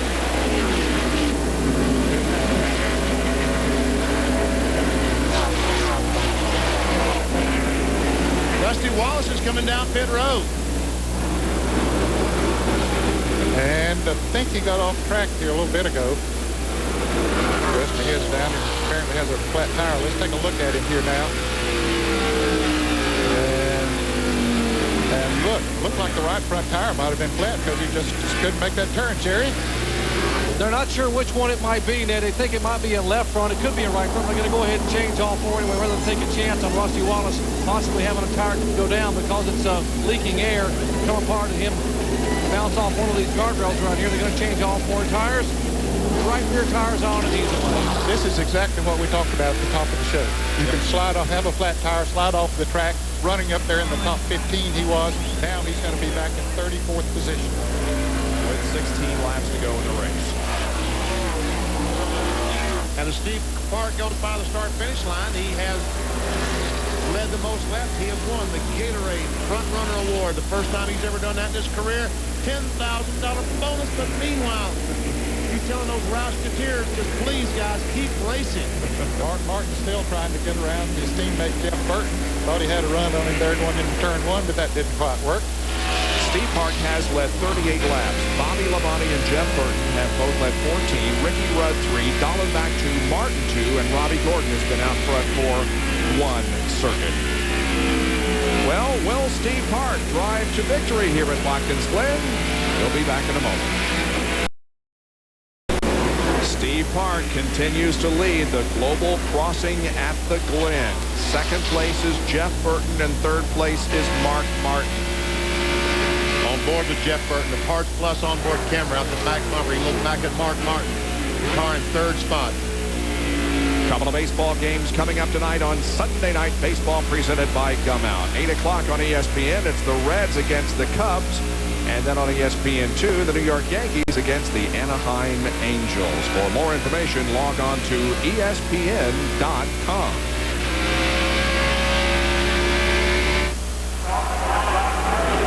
Steve Park. Oh, wouldn't it be, well, just imagine how happy Steve Park could be if he could just pull this thing off today. Well, that car was damaged on the second lap of the race. We're talking about Tony Stewart, but he has driven all the way up to 8th position now.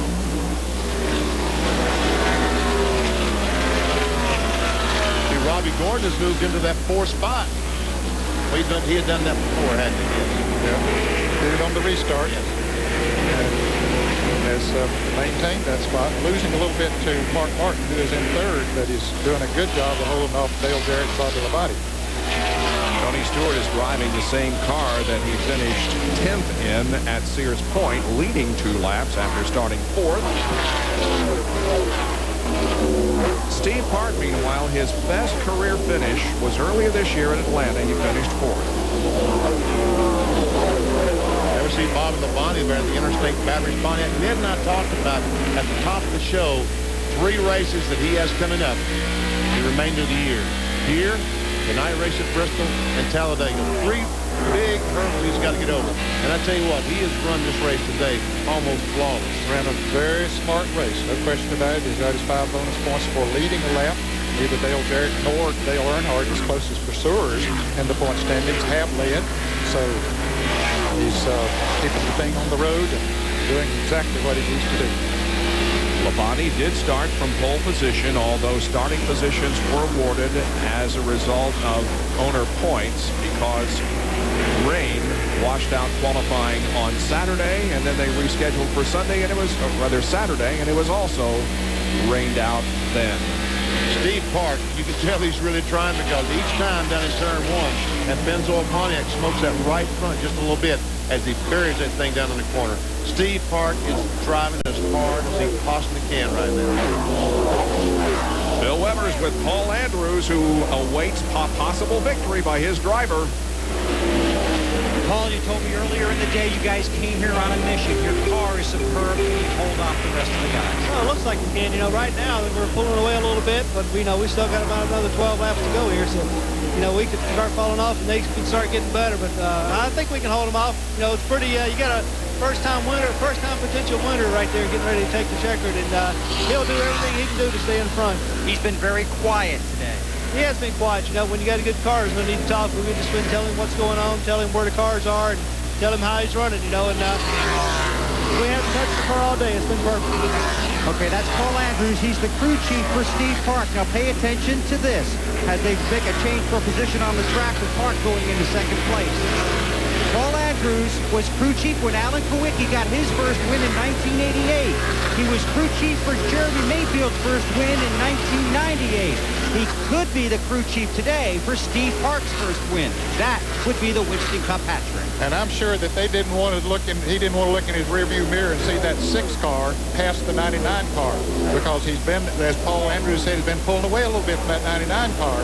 But that 6 car, I believe, is a little bit faster. Evidently is, because he passed the 99 and beginning to pull away. So we'll see if he can make up that distance now on Steve Park. Last time by, he was quicker than Steve Park. Although Dale Jarrett, Bob Labonte were quicker than those two. But Mark Martin, you can see, putting a little distance on Jeff Burton.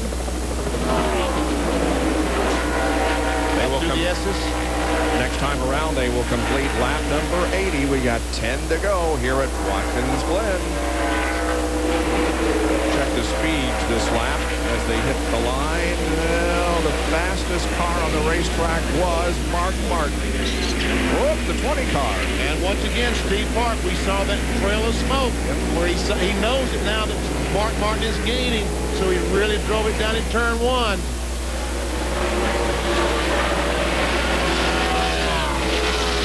Mark Martin with a 1.1 second interval when they hit the line last time between himself and Steve Park. Well, while we're watching these, let's update Ricky Rudd. He now has moved up to the 15th position, so he's picking off a lot of cars. And Jeff Gordon as well.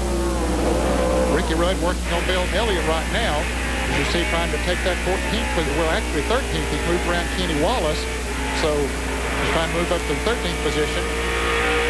And while we're watching that, we'll also update you on Jeff Gordon. He has moved up to 26th. Remember, he was 33rd on the restart. 34th, actually.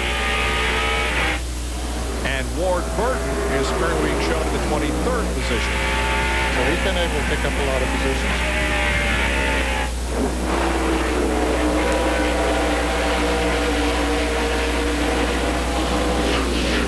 Chad Little has been able to get around Ron Moore today. That moves Chad up to the 11th position. Well, Chad Little has had a terrific run in that John Deere car. And Rudd, with that little wiggle from Bill Elliott, allowed Rudd to get on the inside, take that spot away. Bill Elliott, that last pit stop, only changed left side tires, trying to get some track position. So right now, he's probably at a disadvantage with these cars behind him. That's the way that was what would happen to me, Ned. I'd change 2 tires, and then the caution flag would come out, just like it happened to Bill Elliott. Yeah, it would work good if it stayed green. Last time by, Steve Park and Mark Martin both ran over 120 miles per hour, almost exactly the same speed. But Mark Martin is not letting Steve Park get out of his sight. And we have a spin there in the inner loop. I heard someone say Ward Burton was involved, but he's back on the racetrack, so it must have been a quick spin and go. No caution. Everybody kept going. Up on Dale Earnhardt. It must have been Ward Burton that slowed down, because he was in front of Earnhardt the last time by, and now he's behind Earnhardt. We'll see what happens. Well, the 25 car spins around, and they have to slow down to get around him. Earnhardt passes Ward Burton back there. And the 25 car just simply goes in the corner too hard. He couldn't make the inner loop and spun around, and luckily no one hit him. Ward just had to get on the brakes real hard while Earnhardt rolled around him. Well, now the interval up to 1.2 seconds as of last lap, so Mark isn't at the moment catching him, but we still got 8 laps to go. Yeah, the last time Steve Park ran 120.367, Mark was 120.109, so picked up just a little bit. But this race for third is beginning to heat up, and this one right here between Nemechek and Tony Stewart has been hot for about 4 or 5 laps. Stewart has been up beside him a couple of times, but has not been able to make the pass. Well, now Park, let's go down the corner, watch him smoke the right front. Didn't on it out, a little bit of smoke, a little bit of smoke. And Tony Stewart gets the spot from Joe Nemechek, so moves Stewart now up into the 7th position, and the interval between first and second now is less than a second. 0.8 of a second. Yeah, Martin ran over 120.39, where Park ran 119.650 that last lap, so he picked up quite a bit. 11 corners, 22 places to make a mistake every lap. Oh, here comes Jeff Ford and all that bunch. 22, 3, 24, 60. 21st, 22nd, 23rd, 24th, 25th. These guys are going at it just as hard back there as they are up front. Robert Preston's in that group.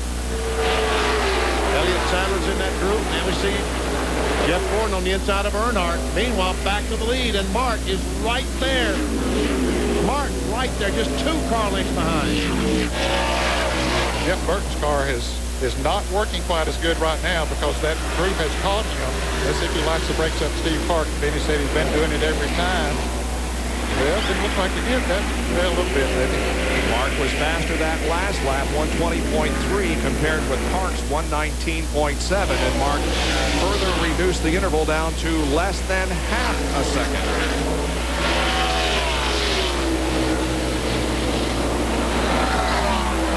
But as we've always said, catching them's one thing and passing them is another. We've already had 2 first-time winners this year. Looked like Watkins body pulled out trying to make a pass on Dale Jarrett going into that corner, but that didn't work.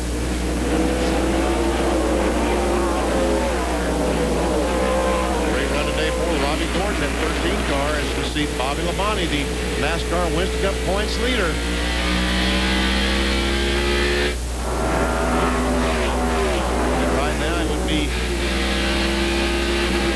Racing in now, he and Dale Jarrett would break even. John Kernan has more on Gordon, a little bit sideways there in the corner, Sean. Yes, he was, Bob, and the team racing with a heavy heart today because their pit team trainer, John Slusher, is not with them here at the racetrack today. His sister passed away this last week due to cancer, and Robbie asked me to make sure and tell John, who's watching the race, that the team is thinking about him. Robbie is having an excellent run this afternoon. And folks, last time by, Martin ran 120.559. Steve Park ran 120.4. Folks, they are giving it everything they possibly have. Both these young men behind the wheels of these race cars. It's just fantastic what they're doing in those cars. They're pulling away from the third place man, Jeff Burton. And he's running 119 miles per hour, but yet losing ground every lap to these 2 cars. Mark Martin has won 3 times here at Watkins Glen, 93, 94, and 95, as we chase them around the course with the Pennzoil copter can, and the laps continue to reduce. Now there are only 4 circuits to go.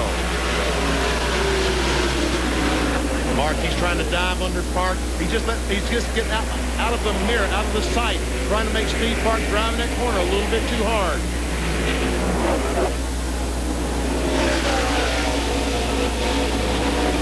Well, they're using every bit of the racetrack.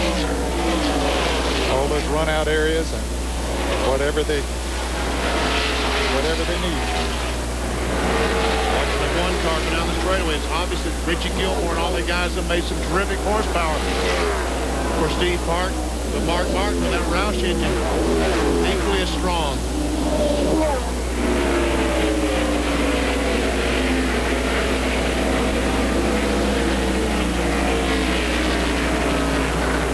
Steve Park from East Northport, New York.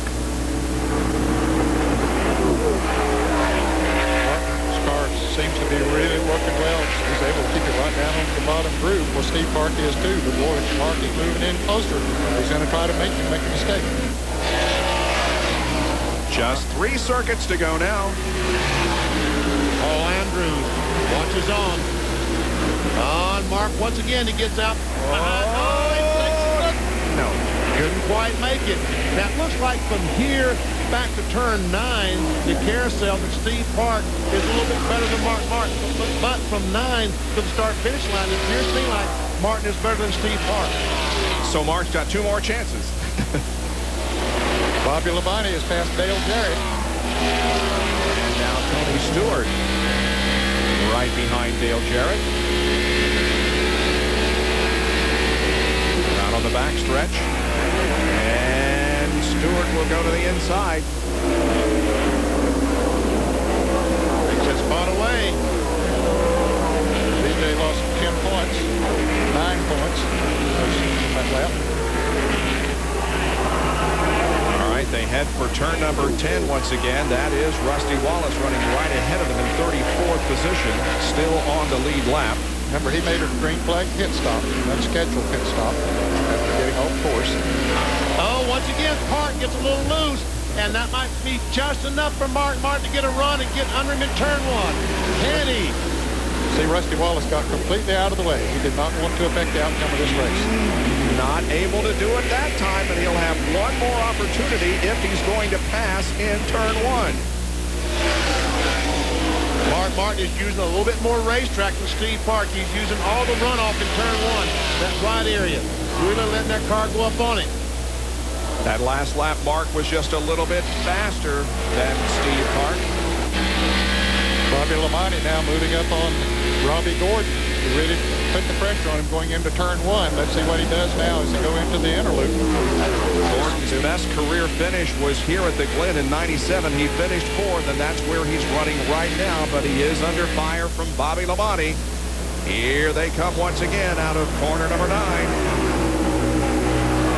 Down this short stretch, and they'll be seeing the white flag this time by, and this will be a very important turn 11 for Steve Park. Yes, he will. The last 2 times he slipped a little bit off the corner.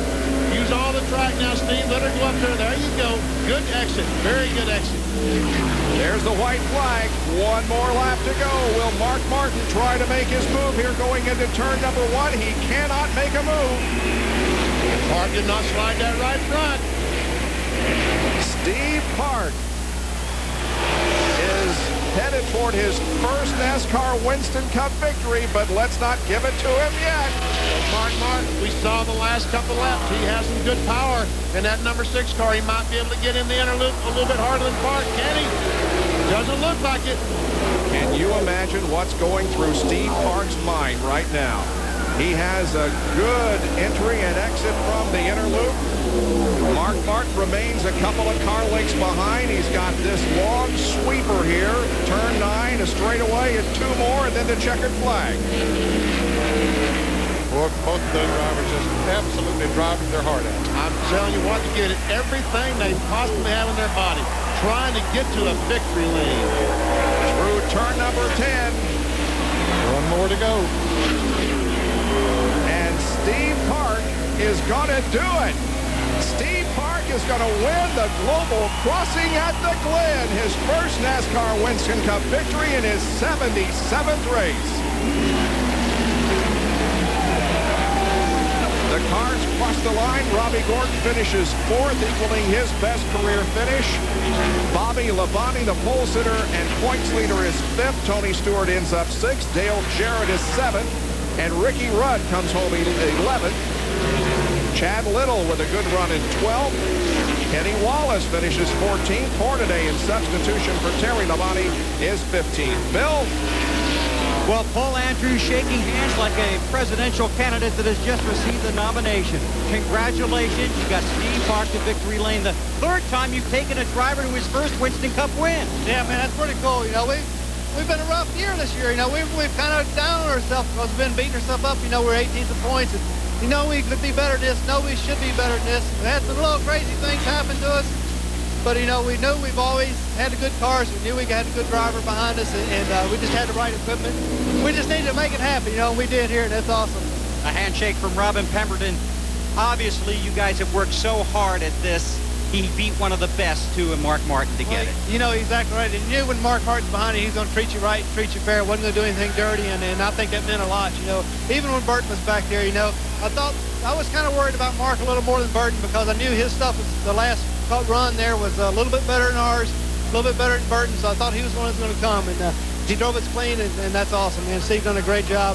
Thank Dale and Teresa for putting us here, and Pennzoil, man, it's been awesome. You know, Pennzoil's been behind Dale and Steve Park for a long time, and then we're really happy to get them a win here. Congratulations. Thank you. So Steve Park and Paul Andrews head to victory lane, and today car number 1 finishes number 1 here at Watkins Glen.